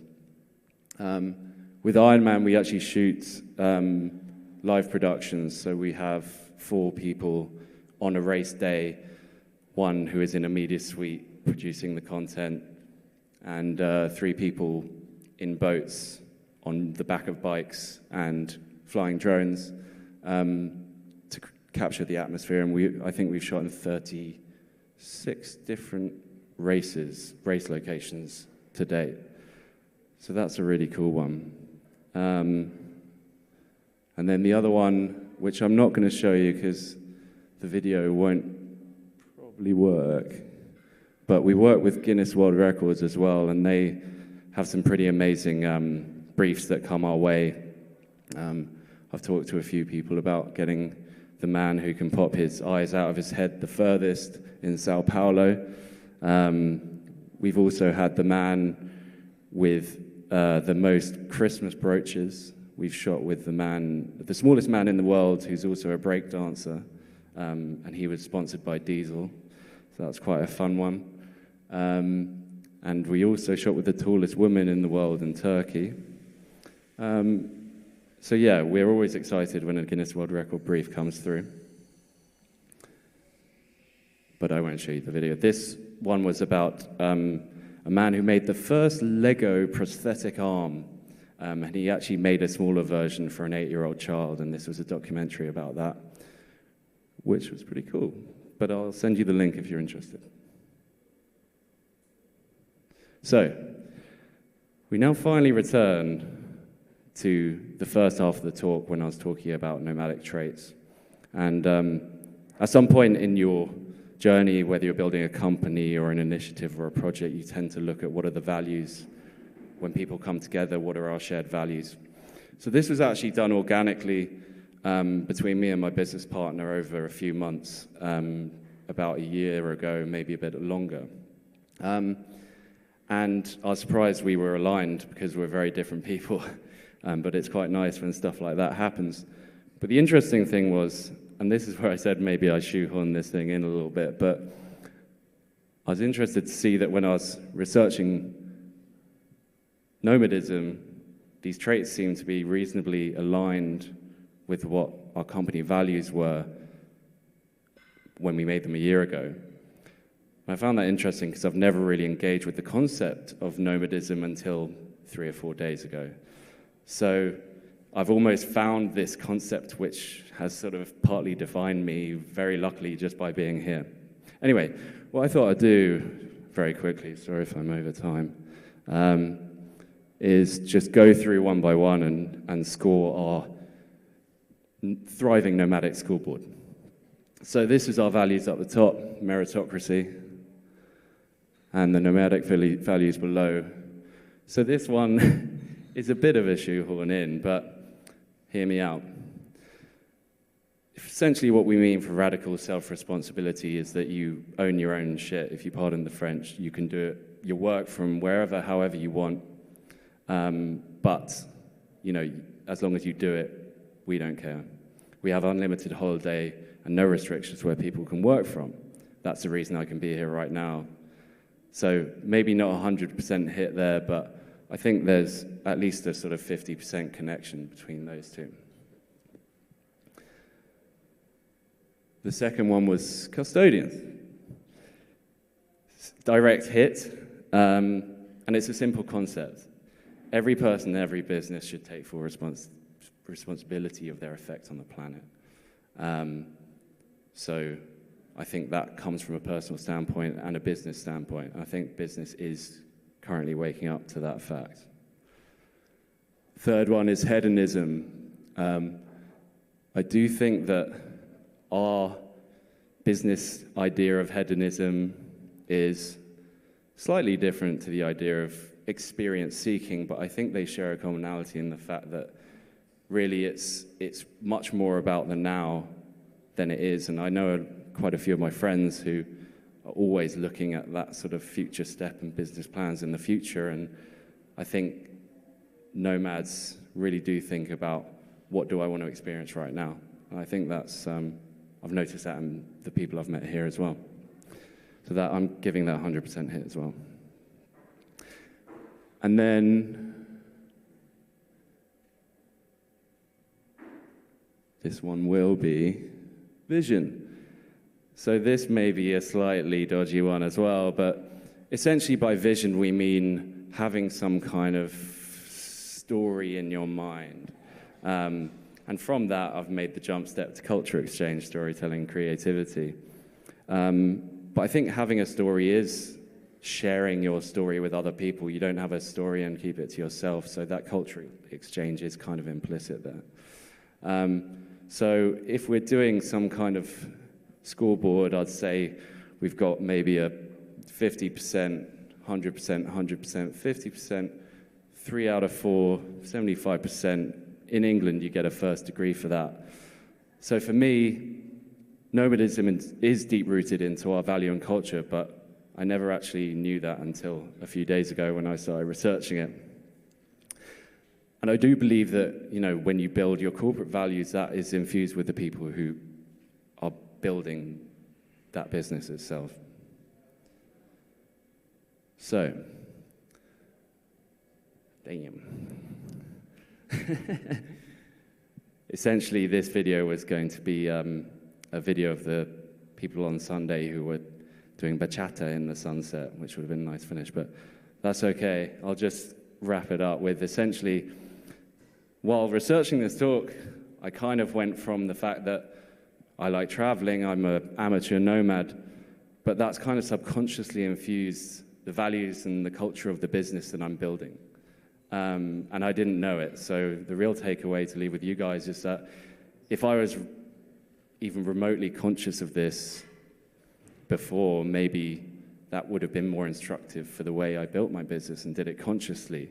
And having met lots of you, everyone's very entrepreneurial, sustainable, localized, creative, and most importantly, hedonistic, chasing the fun in the now. So my one tip to you would be, as you grow and check in with your core nomadic traits, have a moment to think about what you're doing, or in my case, panicking and looking for something to say on a stage. You may actually uncover something really valuable, and how your business or project or initiative, side hustle, whatever it is that makes you a nomad, represents who you are as a person and leads you and your business to a glorious moment like this bachata sunset that you can't watch. Thank you very much.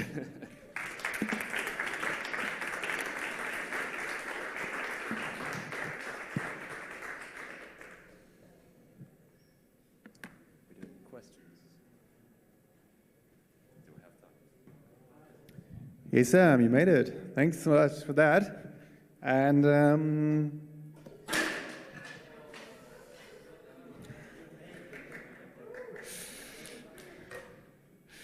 no worries about that.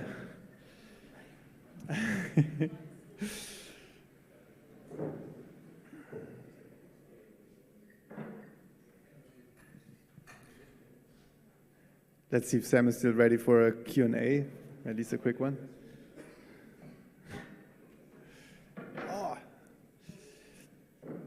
Hey, there's a question here. Someone asking, yeah, well, we're going to take care of that in a second. Did you create a video for Dojo nightclub? No, I never have actually, and I'd love to, but there's not a lot of lighting down there. It's pretty grungy, so we'd probably need a bit of budget for bringing in lights to make it possible. But if that was from the owner of Dojo, Sid Lawrence, and he was watching on the stream, then thank you very much for coming in. Cool. And someone is asking, are you a different nomad from a week ago? Why? Oh, interesting. Well, I didn't really see myself as a nomad a week ago. So maybe I am different now, but I don't think in attitude, maybe just in knowledge of why I'm chasing traveling and the things that I do. I've got a bit more of an understanding where that comes from, having sort of conceptualized it a bit more through the theme of nomadism, I guess. Okay. And do you think that we can actually have a zero-waste production company? Oof, I'd love to say so. I mean, one of the things we've been looking into is if we're not flying anyone anywhere, the next step is to have some kind of network of electric mobility. So then our travel would at least be zero waste, or well, not zero waste, but less carbonized. Then no plastic on set or zero waste sets. I mean, we're exploring it without finding many answers at the moment. I mean, we actually looked at trying to make a documentary about flying to Sevilla and then taking 7 different modes of transport back to London. And the electric vehicle part was the hardest thing to do. You can't get an electric vehicle and go to a different city. It's impossible. So I think it'll be interesting to explore that for sure. Probably an engineer's dream, right? Yeah. I guess so. And then Anna Maria is asking you, when is the bachata sunset happening? Oh my God. It already happened. We just can't watch it. It's privatized. But we can make it happen again. Great. Sam, thank you so much again for being with us on stage, for being part of the Thriving Nomads conference, also for the online audience that we have still here. Thank you so much for that. I have one question. You have a question? Yes. The question to me or to the audience? To anyone here. To anyone here. Does anyone have any super glue? For the light, sorry. We have that on video, Sam.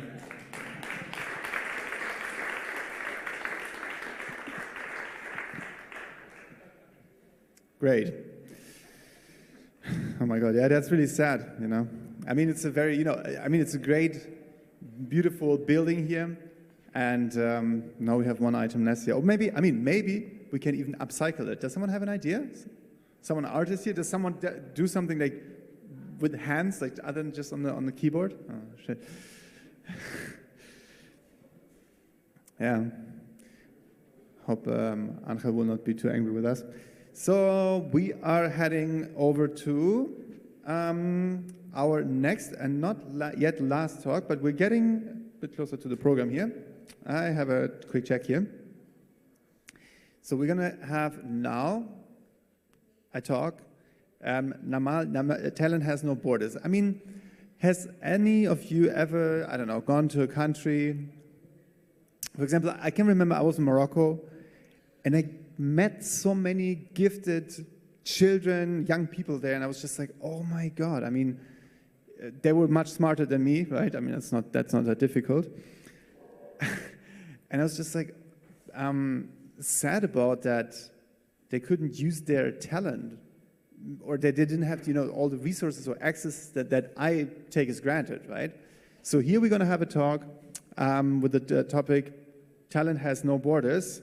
It's a pre-recorded talk again. Okay, so here we go. And it's the last pre-recorded talk that we have. Here we go. Do we?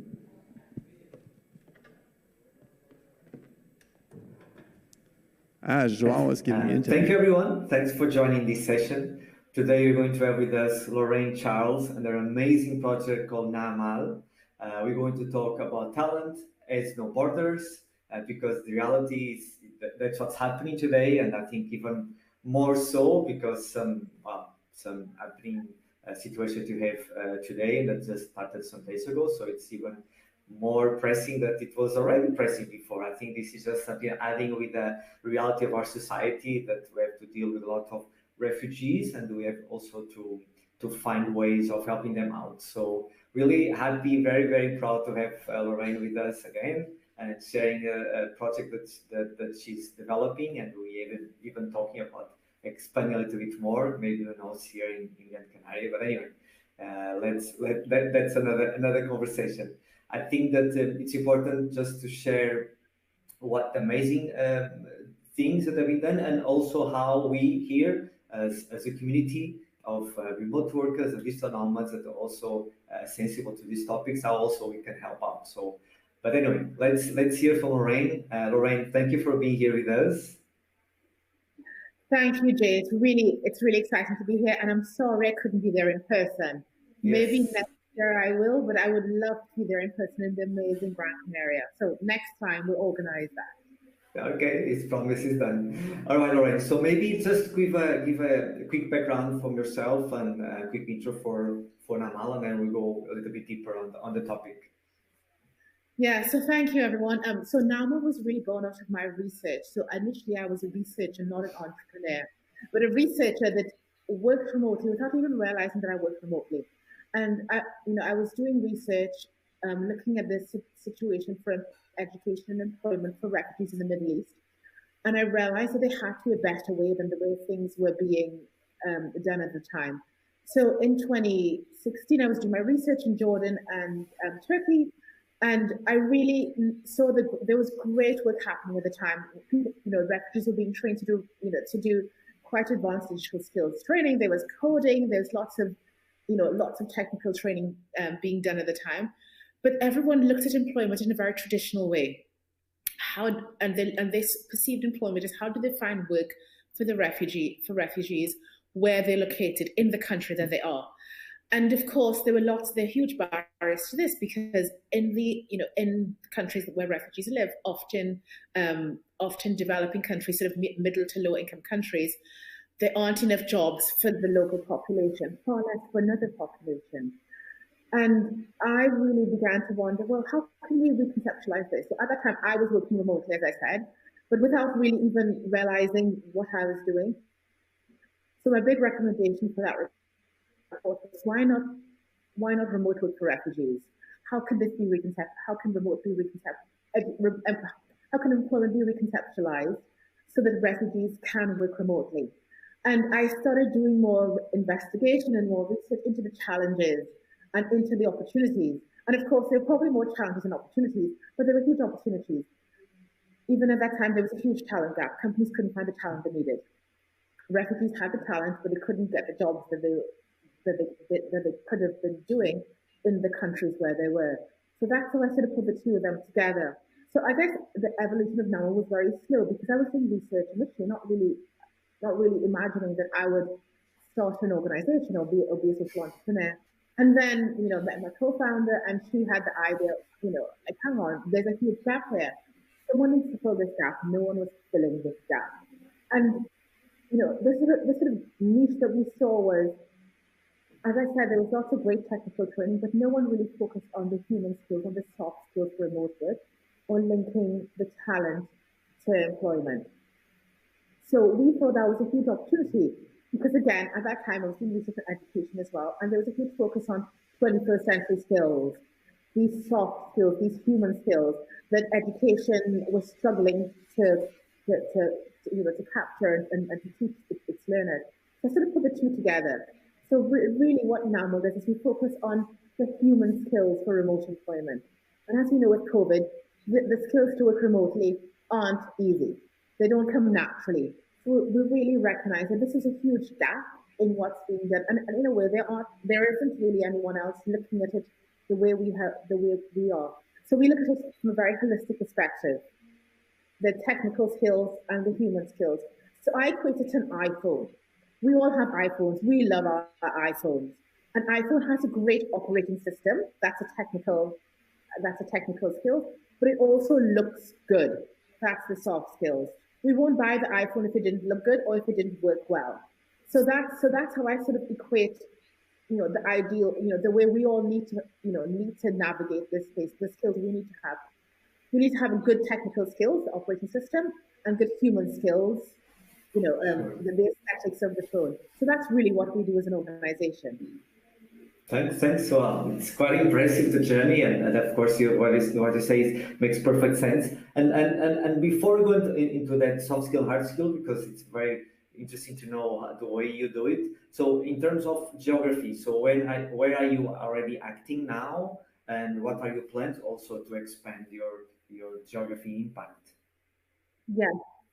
So, like all of you, my company is location independent. We're actually in England, but we have a team. We have teammates all over the world. We're a remote company. Our training is remote, so we can work with learners and projects anywhere without really having to be there physically, because we're teaching individuals to work remotely. So that's why we really modeled our education this way. But we do work in some places, which have physical locations. So we first started in Jordan. We did 2 projects in Jordan, and we're also doing work with MIT. We did a project with MIT last year, MIT React Refugee Action Hub, and we're working with MIT again this year, and we're also working in Lebanon right now. So right now we have 2 projects simultaneously in Lebanon with an organization called Tech Refugees, and with MIT React. And I want to talk a little bit about MIT React, because this MIT React is really aligned to sort of our vision of, of the way education could be. It's a completely virtual program, but of course with lots of interactions via Zoom or usually via Zoom. But the cohort is global. We have learners from 29 countries, 135 learners from 29 countries, all together in one program. 75% identify as displaced, i.e. refugees, internally displaced, fleeing some sort of conflict. 55% are women. So we're really focusing on diversity, really, really interested in the sort of gender mix, but also we have this global cohort of learners who come together. If it weren't for our program, they would never meet. We have refugees from Venezuela, refugees from Afghanistan, refugees from Eritrea, all working together on one program. So that's the uniqueness of it, and that's the model that I would love to do more and more. People from all over the world coming together, because that's the way the world is moving. That's where work is. We're all working together, no matter where we're from.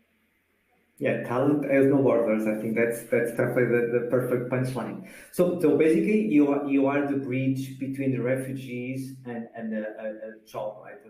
Getting a job in a tech company, right? So tell us a little bit how do you approach this? So do you get jobs beforehand, needs and then you then you focus on refugees and try to match them? Do you train them and then you try to get them jobs? A little bit, how do you make this bridge happening, and I guess how you want to do also in the future? Well, this is why I like research. There's a lot of research out there about where the skills gaps are. So we know this, in the advanced digital skills, that's where the gaps are. So that's what we're focusing on at the moment. Advanced digital skills, software development, data analysis, UX design, that's what we focus on. So we know that's where the gaps are. So that's where our training is focused in terms of the technical skills. We work with partners that train in those technical skills. So our program is easily integratable into any program.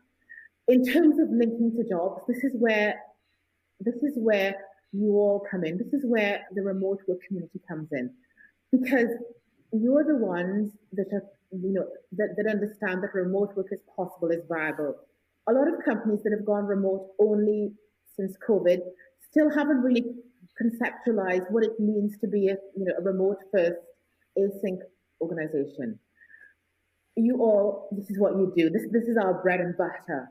So you are the audience that I need to work with our talent, who understand that it doesn't matter the geography, because you hire globally anyway. You want a diverse team because that's what you do anyway. You understand that you can hire from all over the world, and you understand that diversity is important in your teams. So you guys, your audience, you're the ones that are the ideal companies to work with our talent. Of course, we are working with sort of bigger companies with big names, because sometimes we need to have the big names to show everyone else that, okay, what we're doing is reputable and we're sort of doing it, we're doing an okay job. But we really want the smaller companies that are really invested in the remote first space. Indeed, and the demand is there, right? Because it's almost an unlimited demand for tech skills and for programmers and developers. So I'm sure there's no lack of options there. Now let's go a little bit deeper into the partnership. So you referred there a couple of times. So you bring the soft skills teaching and knowledge to them, but then you partner with local companies that bring the hard skills. And it's interesting because we have in our audience, we have someone here that works with a company called Microverse, and they actually teach tech skills and to bring again people to go into the labor market. So, what kind of entities or partners are you looking for? So maybe someone listening to us could be interested on the place where they live to connect with you and maybe make this kind of things happening with the locals. Yes. So we're really open to the type of partners that we work with. So right now, most of our partners are sort of NGOs, nonprofits. We work with an NGO in Georgia, and we're working with a big NGO called Refugees. In Lebanon, we work with MIT React, so MIT University sort of charity status. But really, we are interested in working with any partner. But what we're interested in mostly is that they have the same, the same vision of education as we are, inclusive. As obviously the interactions are possible, but as much as async as possible, and stuff that can work in low bandwidth, because recognizing that refugees often live in places where connectivity sometimes can be an issue. But also, I know a lot of companies focus on refugees in Europe, big need there, but also there are many, many more who can't make it to Europe, who don't necessarily want to be in Europe. How can we take jobs to them? And this is the beauty of remote work. It allows people to have access to the jobs that they would have had to move to London or San Francisco or New York or Berlin to do. But now they don't need to, because they can do these jobs where they are. So this is why remote work is so powerful, because it gives people the opportunity to live in their communities. They don't need to travel. So what I always say is migration by choice, not by necessity. You move because you want to move. So it's interesting to think about digital nomads. In a way, we're the privileged ones, because we think we kind of have the choice to move. And we become digital nomads because we want to, because we want that opportunity to move, to leave our countries, to live somewhere else. But if we flip remote work on its head, it also has a benefit for people who don't want to move, who want to stay in their communities, but want the good jobs that we had access to because we lived in global economic capitals. So this is where a remote work can have really strong economic power because it can give people who didn't have access to decent, dignified employment. Yeah, it's amazing what you're saying, and it's funny because when I do some talks about this remote work movement, remote evolution, and I call this nomadism 2.0, because the first nomadism movement was because there was a need, not a choice, and the nomadism 2.0 are the nomads that actually do it for choice. And normally I talk also about rural empowerment. People can stay in rural areas and going back from cities to rural areas. But I never thought talking about refugees in a way. You are right? So they are refugees because they're trying to look for a better job opportunity or better work. And well, if you give them directly online, why do they need to move, right? Of course, there's other kind of refugees, there's food and there's war. But if you're talking more about jobs and opportunities, and I know, for example, here in the Canary Islands, there's a lot of families that send their kids to study here. They send it by boat, like off you go, and this is amazing effort sacrifice they are doing. But maybe they can learn online, maybe they can get jobs online, maybe they don't need to leave their families anymore. So definitely is super impactful. Thanks for sharing that perspective. We are definitely privileged here, and we need to be aware. And you were talking about refugees. You know, refugees have crossed borders, but often the countries that they cross to are low-income countries. Most refugees live in low-income countries. So whilst they have made one move, often they make another move to a third country, to Europe, to North America. And often, you know, the crossings to Europe are dangerous because there are very few legal pathways or very difficult legal pathways for them to get there. So they do it, you know, through more informal channels. And a lot of them make the move because they don't have opportunities where there are often other crises. But if you don't have opportunities to earn a living, it's very difficult to stay where you are. You know, you're stuck. If people have opportunities to earn money where they are in a safe host country, then they may not have to make a dangerous journey. They might think, well, I can have a good life here. It's much more affordable to live than in Europe. It's much easier. I don't face any discrimination, which often happens there. So why can't, you know, so having the opportunity to, you know, to work, given the job that I may have, but often you wouldn't have access to those jobs if you do move physically because there's so much competition. You know, it gives people a choice.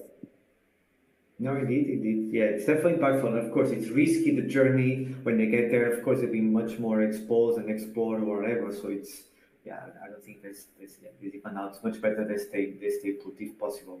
Now, going back to the partnerships, just to make it clear. So you have been partnering with more NGOs that are helping locally. Will it be any interest also to partner with private health or companies that also give these hard skills, or the model works only with NGOs?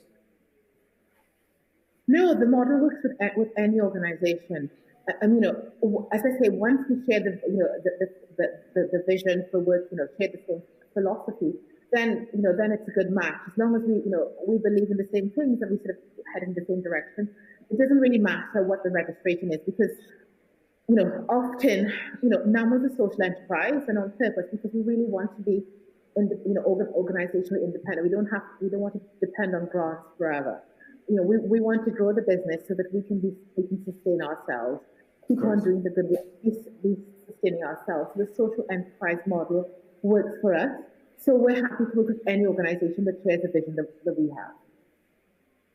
Okay, so anyone listening to us that lives in a location that is a destination for refugees and has any kind of work or company that teaches the skills that are required for the labor market, please, if you are interested, then Lorraine will be a person to connect and help all these crises there. Okay, so listen now, Lorraine. Besides connecting with you to partner to give that part of the training, you also have a mentorship program, right? So would you like to share a little bit more That's something that could be interesting. Anyone in our audience today and anyone listening to us in the future, it's something that is a continuous need. So please share a little bit more about that program so people know.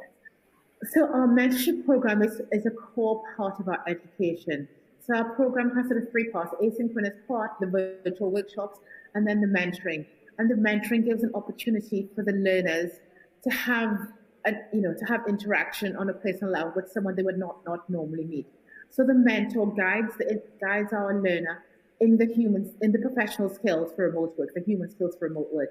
So it doesn't matter what if you're a tech person, if you're a non-tech person, you work remotely, you understand the challenges and you understand the skills which are needed to do this. So a mentorship program, we actually try to engage with companies because we feel that having a company engage with us, it gives the company an opportunity to sort of see what our talent is like without committing to hiring our talent. So company will say, yes, I want to mentor your talent. So often they realize how fantastic they are and they definitely try to move forward with hiring some of them. So this mentorship program, we have an ongoing need because it's a core part of all the programs. So we're actually trying, perhaps looking for a corporate sponsor for our program starting in April, in middle of April, and then we have another program starting in June, July. So again, looking for companies that are eager to be part, to join us in this journey. And we also support the company. We provide training because not recognizing that all employees may not have had experience being a mentor. We give you training, and this training will also help you not with our program, but in the future mentoring other employees in the organization. So we give training on what it is to be a mentor, how to listen actively, how to advise, and we also have a really structured program. And that means that if you are inexperienced as a mentor, we have the structure for you. If you're experienced, you can move away from this structure and do what works best for you and your mentee. But this mentorship program, we've had really, really positive feedback from the mentors from our previous years. And it's one way that you can actually make an impact on the life of someone. So for me, that's the most powerful thing. You have this opportunity to meet someone who you would never meet in any time of your life. You have this really intimate relationship where you guide them. So you will kind of help them with their career, with the decisions that they make. It's a really powerful relationship and a really special thing to do. Thank you, super. So again, everyone listening to us, there's two opportunities here. First, you have a corporation, you have a company, you work and you want to sponsor a mentorship program, then talk to Lorraine, and then your company get all these benefits that you share, and you can help us a cohort of mentors to help, of course, the refugees to make the transition, because this is all about helping them how to make this transition from the route that they have now, and then hopefully to a better one. And then and then also, if you individually want to become a mentor, again, you can also contact Lorraine, and when there's a new set of mentorship program going, then you can just become a mentor. I'm sure a very enriching experience for yourselves and also, of course, for the refugee. I think it definitely goes both ways, and there's a lot of support given by Namal, and so that there's a structure set up for that. Okay, so lots of opportunities, everyone, and I really hope that you think about your reality, where you live, where you are, and throughout the rest of your time, always have this consideration that there's organizations like Namal that try to bridge the gap between refugees and our society, and we have the power with our businesses and what we do and all the privilege that we have to actually help them. Lorraine, thank you. But just to end up, do you want to share any I don't know, just result, a positive story from what I've done, just to end up with a even more positive note before we wrap up our conversation? I mean, lots of positive stories. I guess one positive story, oh my God, there's so many. One of them perhaps is one of our fantastic learners who's an Eritrean refugee in Ethiopia. We helped him set him up. He's working for a remote company, part of our community, and doing, and doing great work. He's got a bank account now. He's earning money. This is his first job. He's learning quite a lot, but it gives him the opportunity to be independent. And the other one thing I want to say is, the word refugee is only a political title. Nothing separates a refugee from you or I except that title. As we know what's happening in the world, we never know, never, when this can happen to any of us. So how you treat people, how you perceive others is very, very important. We'll be judged by this. So, really, there's nothing, hiring a refugee is no different to hiring your neighbor next door, hiring someone who went to the same school as you but from a different country. There is no difference. So we just have to forget the labels and forget the narratives which we are fed and just, be open to the world. Because that's why we're digital nomads, because we want to explore the world. And we want them in our company. We want everyone in our company. Indeed. Thank you. And it's true, right? Throughout our long history, I'm sure that all nationalities at a certain point become refugees. Yes. History changes a lot, but so be aware that definitely that this can happen at any moment to any of us. So, Lorraine, thanks a lot. Really inspiring to get your story and to get your project and to share with all of us. And really lucky that to have you.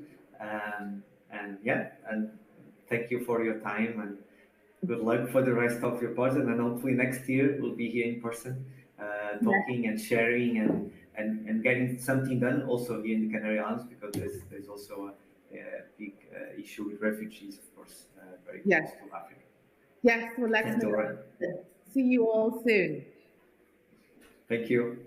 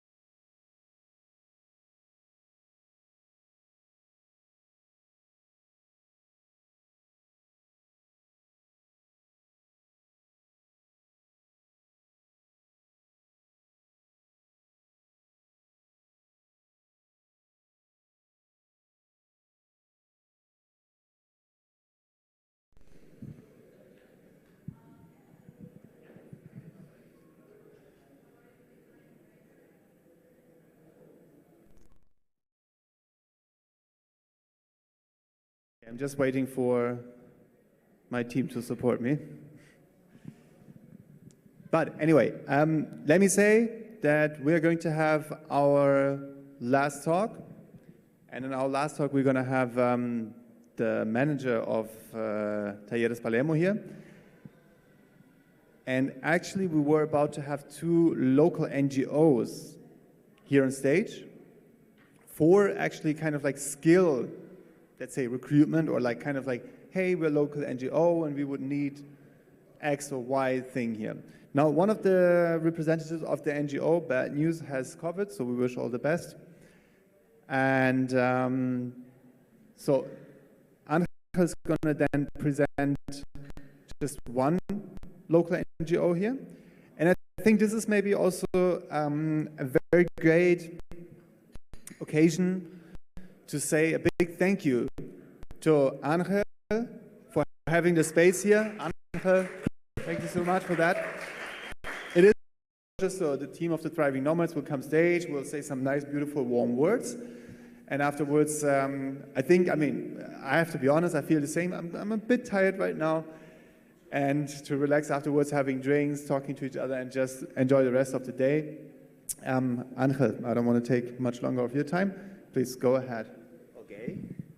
Thank you for the introduction. And first of all, sorry for my English. So it's a pity that the last one is the only one that can speak English very well. But so it's a little bit embarrassing for me to talk in English for an audience like you. Joao, can you put Isla Remota, the other presentation, no, the other first.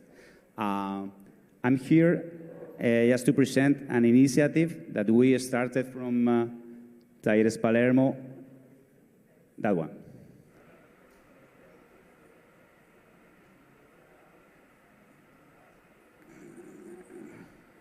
This one. Let me check. That's it. Thank you. Okay. I'm going to tell you but quite quick because it's the last one and you are tired. This initiative that we started from here, that it's super related with all the things that we have been talking during these 2 days. And that's it. The name is very original, as you can see. Remote, Iceland. And it's just the same, or we're trying to do the same that the Nomad Giving Back is doing, but much locally, just here in the site. And this initiative is starting from here, but we want to take all the co-workings and all the co-living space in the island. So it's not an initiative for Talleres Palermo, it's an initiative for Gran Canaria, and we hope for another islands in the future. And the idea is just the same. It's just connect people, connect you as remote workers with the local people. And why we started with this? Well, okay, this is what we are explaining. This is a platform, it's an initiative trying to connect you with the locals. And how and why? Let's check.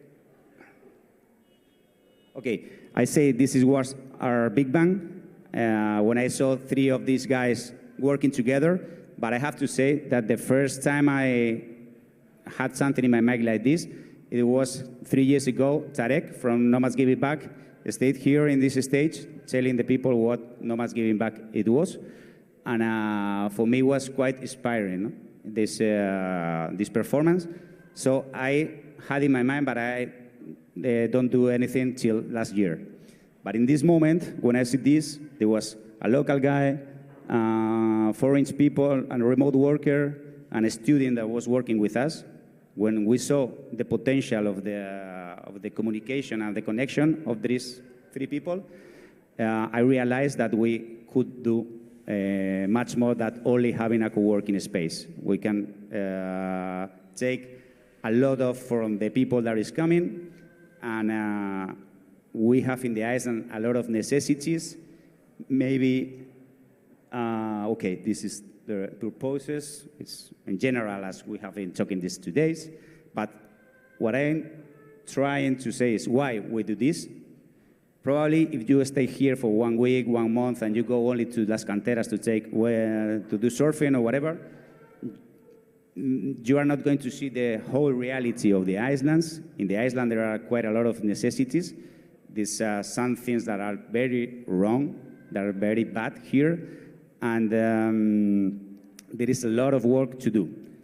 And the potential of the people that is coming is so huge that it's a pity to just come only to the beach and go and do nothing. We can take a lot from you, and you can learn a lot from us. And for example, the main reason why I decided to start this, look this percentage of youth unemployment in the island. It's more than 60%. It's like Palestine. So here, the young people has a lot of problems to find a good job. There is no industry apart from tourists. There is no big market. So it's very hard for them to stay here in the island with a nice job.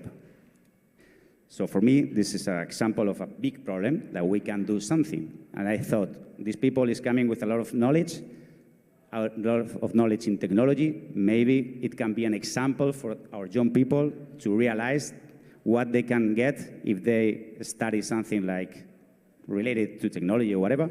So a big point, helping the young people. This is a big matter for me in the islands. Another big problems that we have, of course, the situation with the immigrants.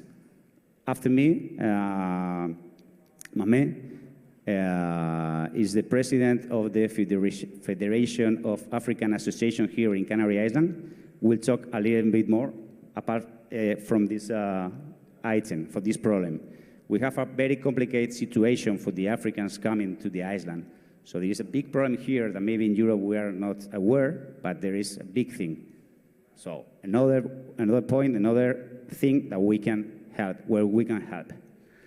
For example, this is another picture of the island, and if you see the black zone, it was a very big fire, like 3 summers ago. There was a big fire in the island. If you see the dimension of the fire in compared with the dimension of the island, you could realize, for example, the impact that the environment problems can have in an island like ours. This is a small island, and all the industry, all the tourists, big mass tourists, and the big population that we are here, we create a big impact in the environment because we have a small place where we live in.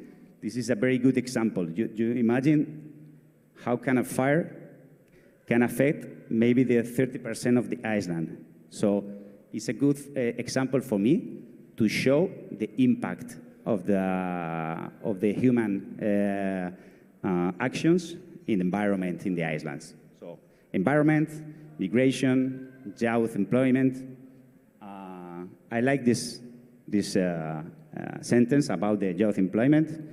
It's not possible to explain how a problem that has reached such heights does not shake anyone who should be shaken, because it turns out that people are raising their children to leave the Canary Islands. This is the reality. If you have young people that is quite prepared, 99%, 95% are leaving to the mainland, Barcelona, Madrid, Europe. None of them are staying here because the industry here is quite small. But now there is a big opportunity for them to stay here with the remote working way of life. So, okay, it was just to show that we have a lot of things to do, and you can support and help a lot to the society here. Okay, and how it works? Well, it started to work like 2-3 months ago. We have a website that you can check. This is important for me. It was telling you that it's not only a thing from Tires Palermo, because it has no sense only with one co-working. The movement in the island is quite big for remote workers. I have here the owner of another co-working space, hashtag space, because this movement of Isla Remota, we want to share with all the spaces that having remote workers in the island. This movement is very big here in the Canary Islands. We are working for that. So we have a lot of potential to impact the people because you are a lot and you are going to be many more in the future. Okay? So it's supposed it's going to be affecting hundreds of millions of thousands of remote workers. The connection, it can be done like this, face-to-face. We want to do this kind of events regularly to meet the people, to meet the local organizations with you, with the remotes. And of course, in the future, there is a strategy thinking about performing on a platform, an online platform, to do this connection also. But okay, this is the future. We will see how we do the future. Now we have the possibility of joining you, remote workers here, face-to-face, physically, with the local agents. There was a strategy for long-term strategy, okay? But now we are just starting to use this. In the long-term strategy, there is the necessity of a platform. Maybe we make our own platform to do this connection. But by the moment, we are using an existing platform that is called empodera.org. This is a platform done by a group of cyber volunteers. It's just a platform where you can upload actions that you want people to participate, and you can, as a volunteer, go to that actions and contact with the people proposing the actions. We are starting to test this platform to see if it works or not, if the remote workers are going to go into and connect with the people through this. But in any case, if this is not working, we are going to do it organically. We can do it in an organic way. So we are starting this process. And apart from Mamet, that will explain the initiatives they have in their organization, later I will introduce you Marcos. This is a remote worker from Spain that is working in our co-working space. And he went, the last week, he went with a local organization to give a talk to a group of young people. And I want him to tell you about his experience, because it's the first experience that we are having connecting these people with the reality and the local ones. Because we had another organization that was going to come, but she's ill with COVID, and she couldn't come. I will show you very quick what they are looking for. But okay, this is just to say to you that we are working in a platform also, but now we are working physically with you to connect the people, and you can come to me directly. There is another media and another ways of communication, but here in the co-working, the people can come and ask us, where can I work? So where can I help? What can I do? And we are going to connect directly with the people, okay? We want to do specific actions. When I see this kind of volunteer initiatives in the website, in the net, for example, I see that there are a lot of things very idealistic, very big to do, but at the end, it's not easy for people that is coming weeks or months to take part of this. So we are going to try to do specific things, specific actions. So we want to put it easily to the remotes, because probably you want to do something, but you cannot, you don't have a lot of time, or you don't know where to start. So we are trying to propose this kind of easy actions, okay? It can be online, of course, and we want a lot of this. We want you to help us in technology and in your knowledge, but you can do also things like cleanups or reforestations or things like this, okay? There's a lot of things that we can do. And we will try to measure our actions to be able to increase their results. And in this point, okay, this is basically what Isla Remote. Just we want to connect you with guys like Mamet, that is going to come later and tell us about his organization. But I want to share that the first steps that we are taking, there is a company helping us. There is Philip Morris is helping us, collaborating with us to be able to do these events that we are starting to do. And I invited to Jose Segura from the company, and I wanted him to explain why they are involved with us in this. Yes, in a quick explanation, he will say why his company is with us. Pepe, you're welcome. Hello to everyone. That's it. That's for me. Yes, I finished. Thank you very much. Bueno, you said that your English is not very good, but I can understand perfectly the fucking COVID. Eh? It was very clear. Okay, well, I work in Philip Morris, and at the beginning we have been talking with Angel a long time ago, and why we are here in this project. We are here because in some point we are sharing a kind of a spirit, no? In our company we see that the smart working have been, also in the COVID, it have been like a kind of more efficiency. We found a lot of good things to do it, and also how to enjoy making a mix and hybrid system, no? As is Palermo, no? In Palermo you can be working here, and on the weekend we can have a lot of fun. And also the most important thing is for the social corporative responsibility. As Angel said, there is a lot of unemployment for the young people, and this project I think could fulfill and could join to the people to learn about all your experience, all your things, and try to bring the knowledge to Canary Island for that people that they said, and we need a different point of view and more. And in the work we are open now that we have a lot of data, we have a lot of things that the people start and know that here from Canary Island they can do the same work and do perfectly and to be more prepared to fight in a global war. And that's it. That is the reason that we are here. And then I think the more protagonists to talk, and thank you to be here, and thank you for what you are doing here in the society, and we'll be here with you, Angel, helping as we can. Yeah. Okay? We will do it. Thank you. So, thank you, Pepe, and I will introduce Mame. Mame, as I told you, is the president of the Federation of African Organizations in Canary Island. They have a lot of work to do, and he is going to show the proposals, the real proposals they have now for us, for the remote workers. So, thank you, Mamet. Come, take your microphone, or this one as you want. Thank you so much. Gracias.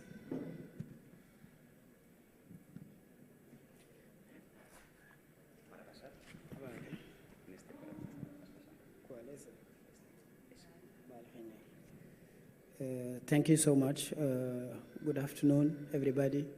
My name is Mam Cheikh. I'm from Senegal, and I am the current president of Fédération d'Associations Africaines and Canarias.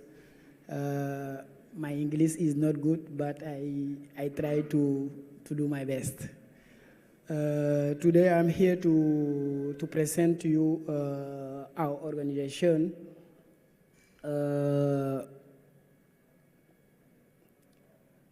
Federation de Associations Africaines en Canarias is one organization was founded in 2006.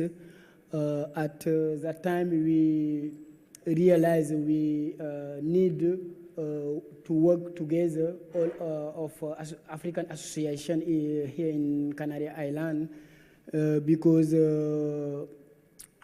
its association worked himself, and we realized we need to work together to have more power and to help African migrants. Our objective is promote, support, and organize activities that further relation, cultural and association development between the Canary Island and the African continent. Who are we represent a lot of country, like a lot of association from the very country from another country, like we have association of Senegalese, we have association of Gambian and another country too, because like I said before, in Canary Island we had a lot of association representing country. Excuse me.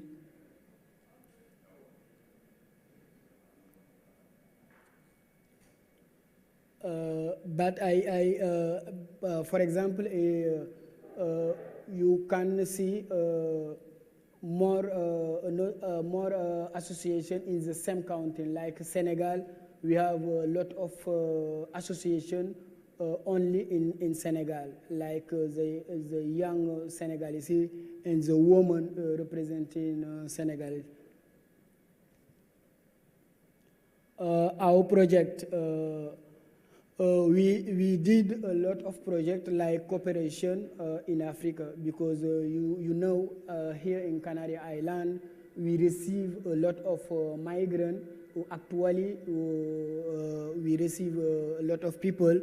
We think one of the solutions of this problem is helping these people in the country. That's why we do a lot of projects, cooperation project, like construction of well in Gambia, provision of medicine in some center of medical, food distribution here in Canaria, because during the pandemic, a lot of family need help affected by the pandemic.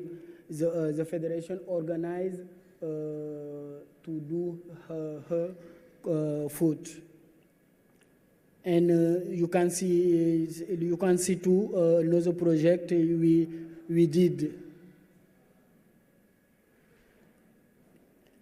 And we organized during the year, we organized a culture event and like Independence Day, for example, Senegal, 4 April, we celebrated the independence, and we organized promotion and culture of art school.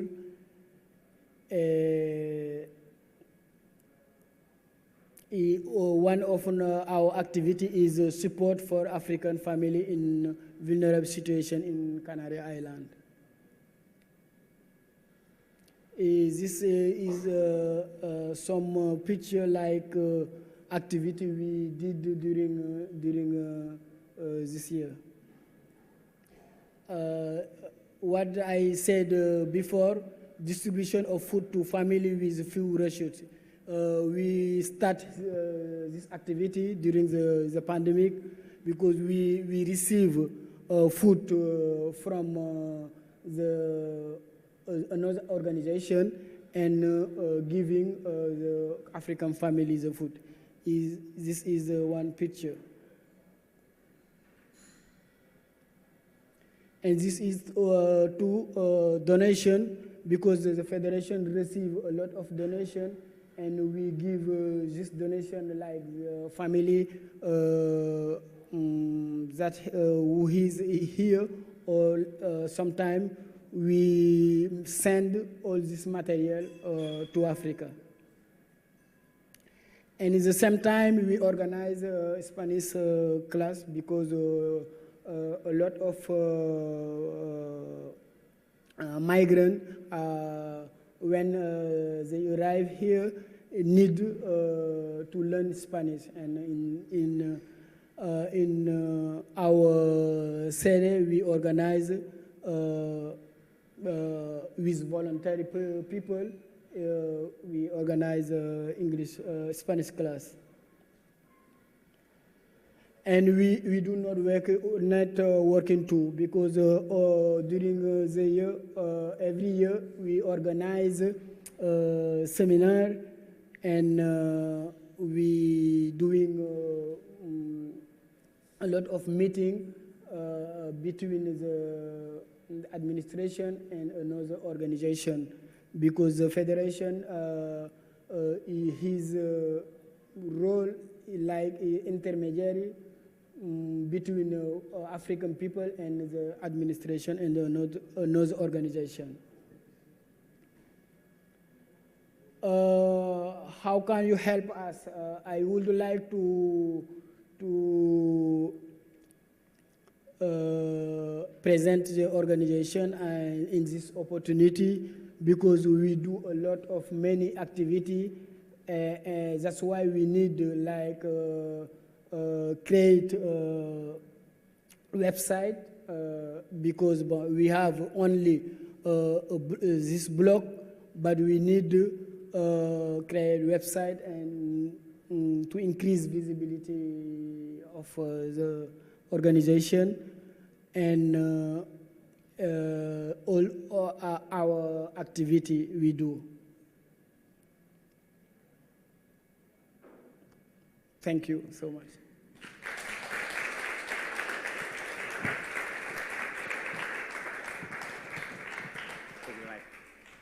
Luego, si nos hacen preguntas, te quedas un poco más.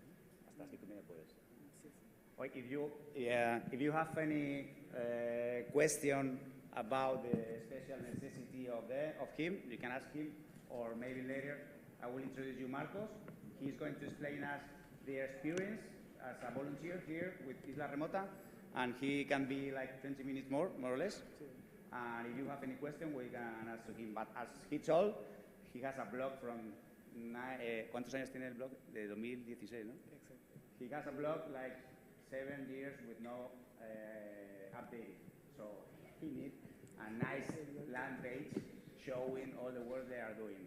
Okay, because now there are thousands of Africans here coming from the continent, and they are doing a hard work with them, but they are not showing what they're doing. Because our team every day we did activity, but we don't have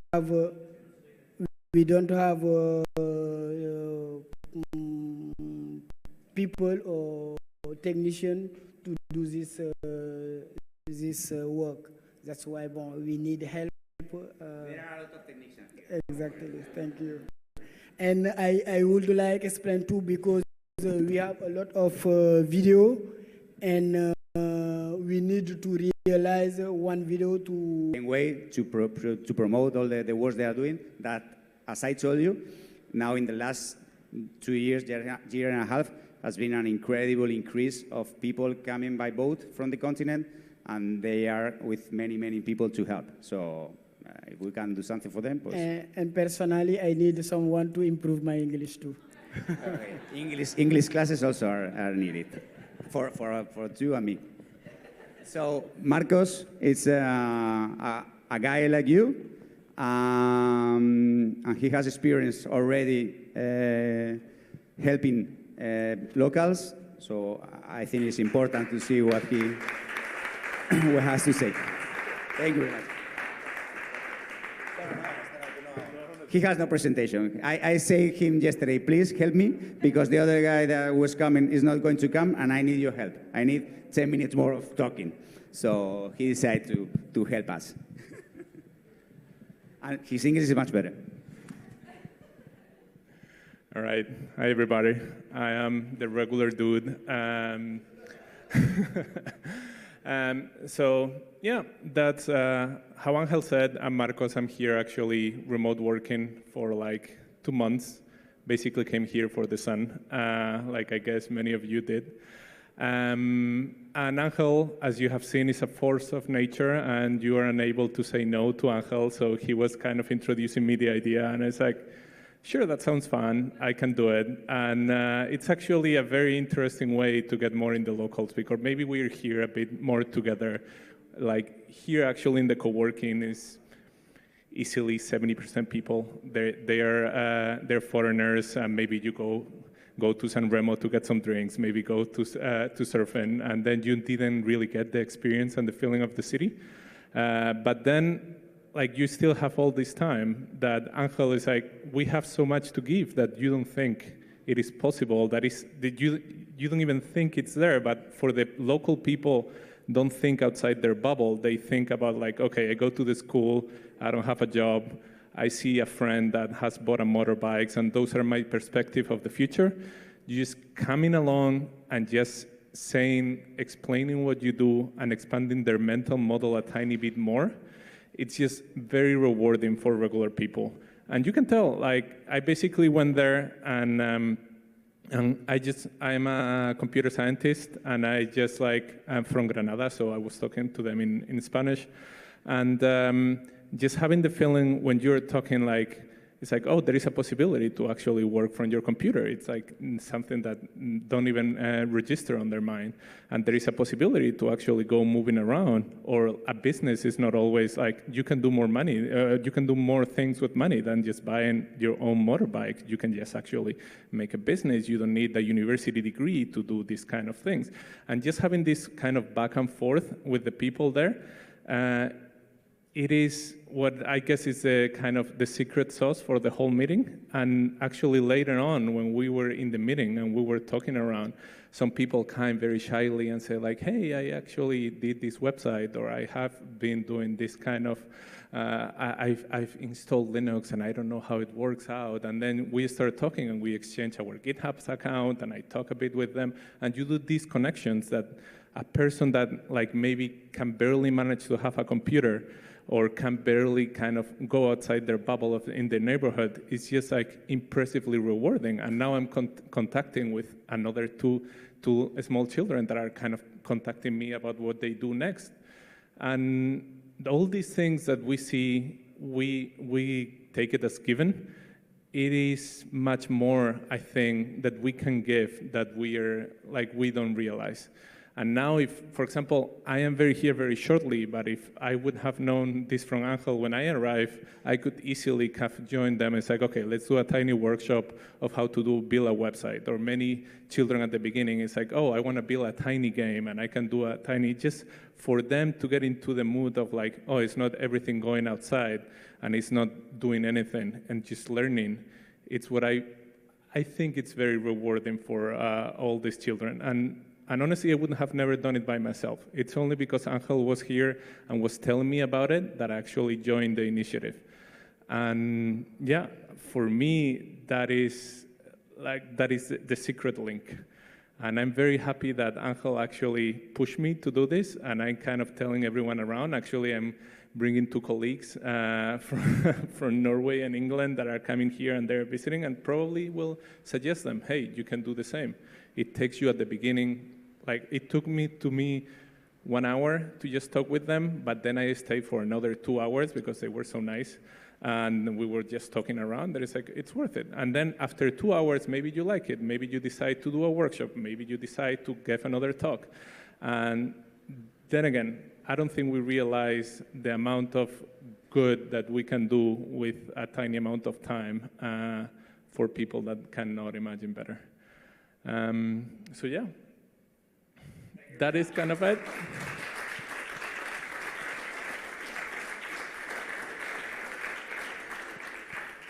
I am happy to take any questions, but then again, regular dude, not a lot of knowledge.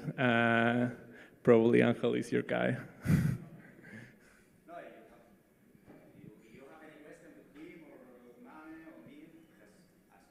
Right.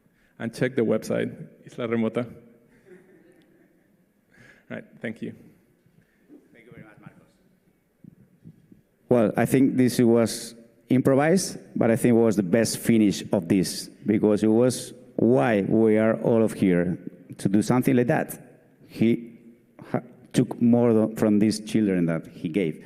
And I see the incredible potential of this action here. So thank you for you to be in disposition to learn or to be ready to help. And we will try to give you the bridge. So that's it.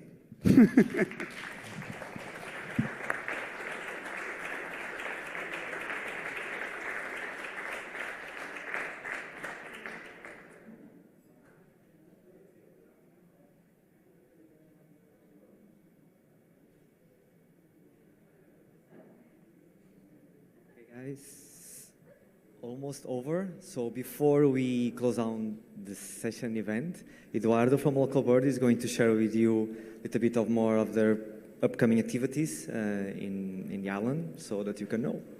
Eduardo. Yeah, thank you.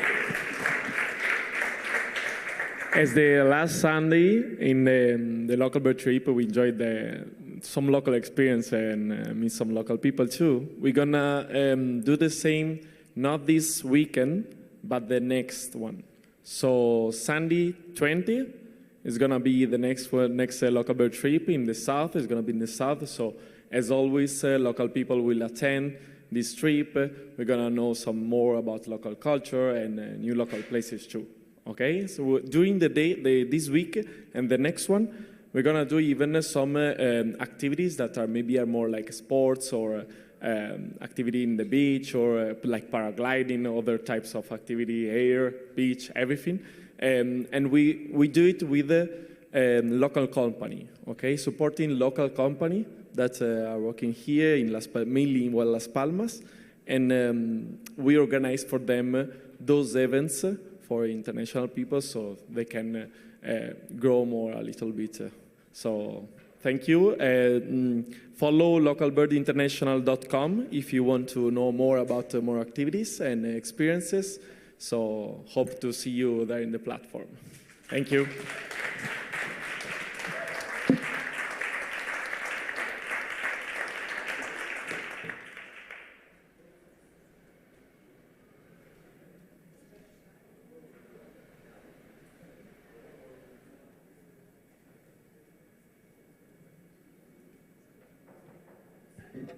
So guys, before we finish, does anyone wants to join the stage and share anything? Just have a little moment here before we end. Someone wants to give or share a few words or share anything? Now it's the time. Come on.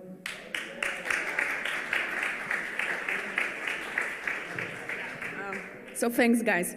I was just literally thinking when Angel was speaking because I was just recently in Cape Verde, like everybody knows already, and we were having exactly the same conversations. Like I was not even aware about this Isla Remota.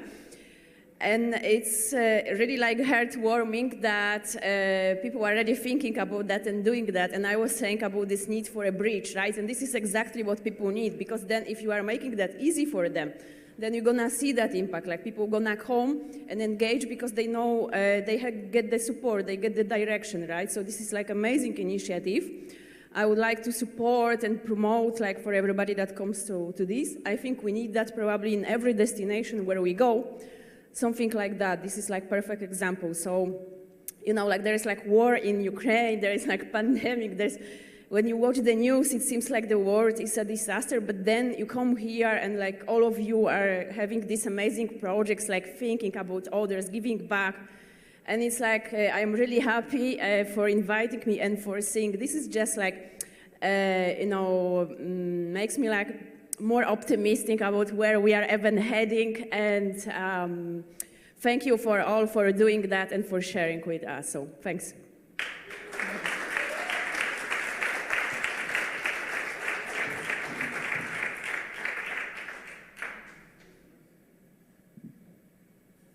Thank you, Maria.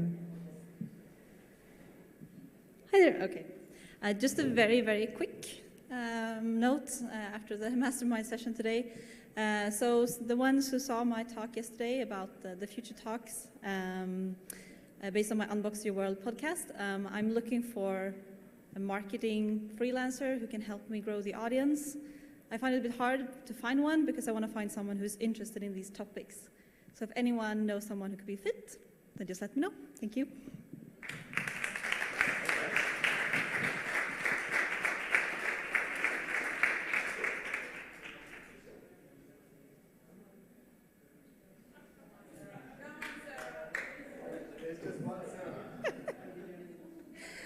I mean, thanks for giving me the mic. I think I just want to quickly say a big shout out to the three guys here. You did such an amazing job. I know as organizers, you usually don't give yourself the space, but thank you so much for bringing us together for all these people, and I couldn't agree more with everything what's happening in the world. This also mentally, especially me, gave a, you know, I don't want to get emotional. But thank you so much for bringing us together. Come to the workation. They weren't as aggressive as I'll be. There's one spot left for the workation. And I'm sure I'll see you guys everywhere around the world, and thanks for making a difference in the world.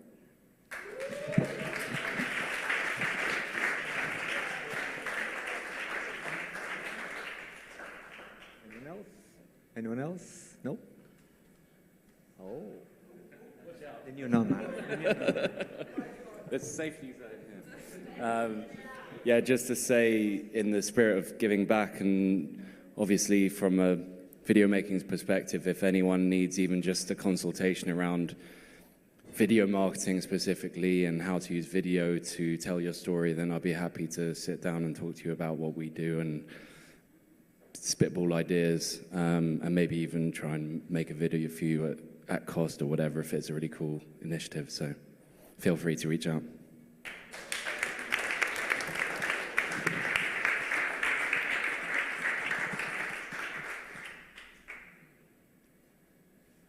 Anyone else? We can do that just after we close out. Yes, we have music and drink, so yes.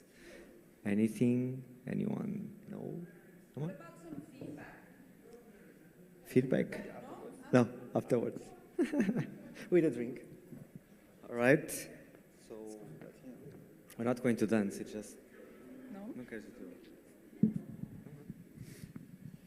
so Salsa? not that good. I mean, wasn't that the base step, something like that? So then we are following up with our closing session right now, I would say. Yes. Workation. Oh, yeah, there was one spot left. I think you guys heard that before, right? Last minute call. I would say we want to say thank you again.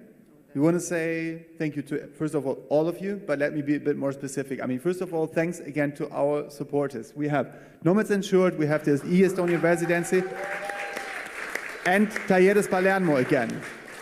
I mean, we didn't put them there just because to look important, right? Because actually they were really of good help.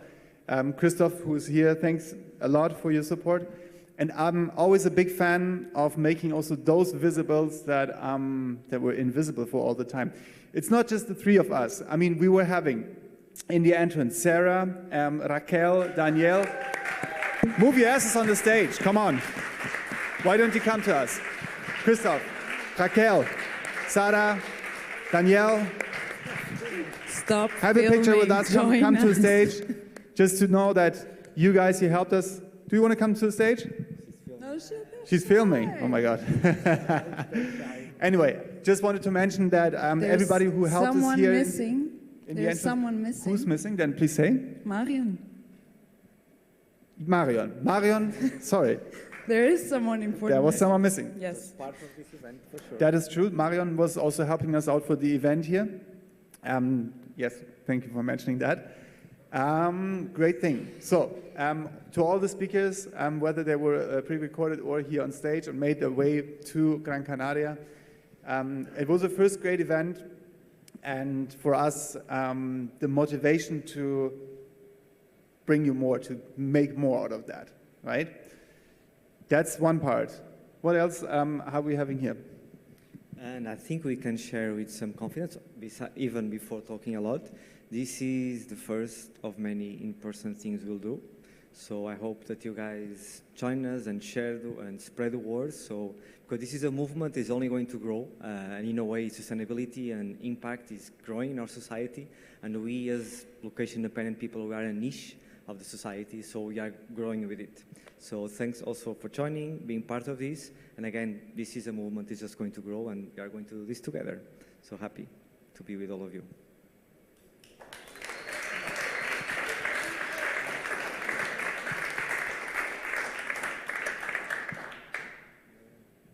Salsa? I just want to share. Share. And that's actually the point, you know? Yes. Who here doesn't want to share, right? I think that I'm the emotional side of the team. Oh. I feel grateful. Woo! I feel happy. My heart is full right now. My brain is full right now. I love you, and now I have a bigger family to love. I hope we stay in touch. I hope this grows. I hope we keep on meeting each other, not just online, but in times like this, that we can become supporters of each other, that we can bring more people into this family, tribe, community, whatever you want to call it. So that's what I'm feeling. That's what I feel like sharing. Love. Thank you.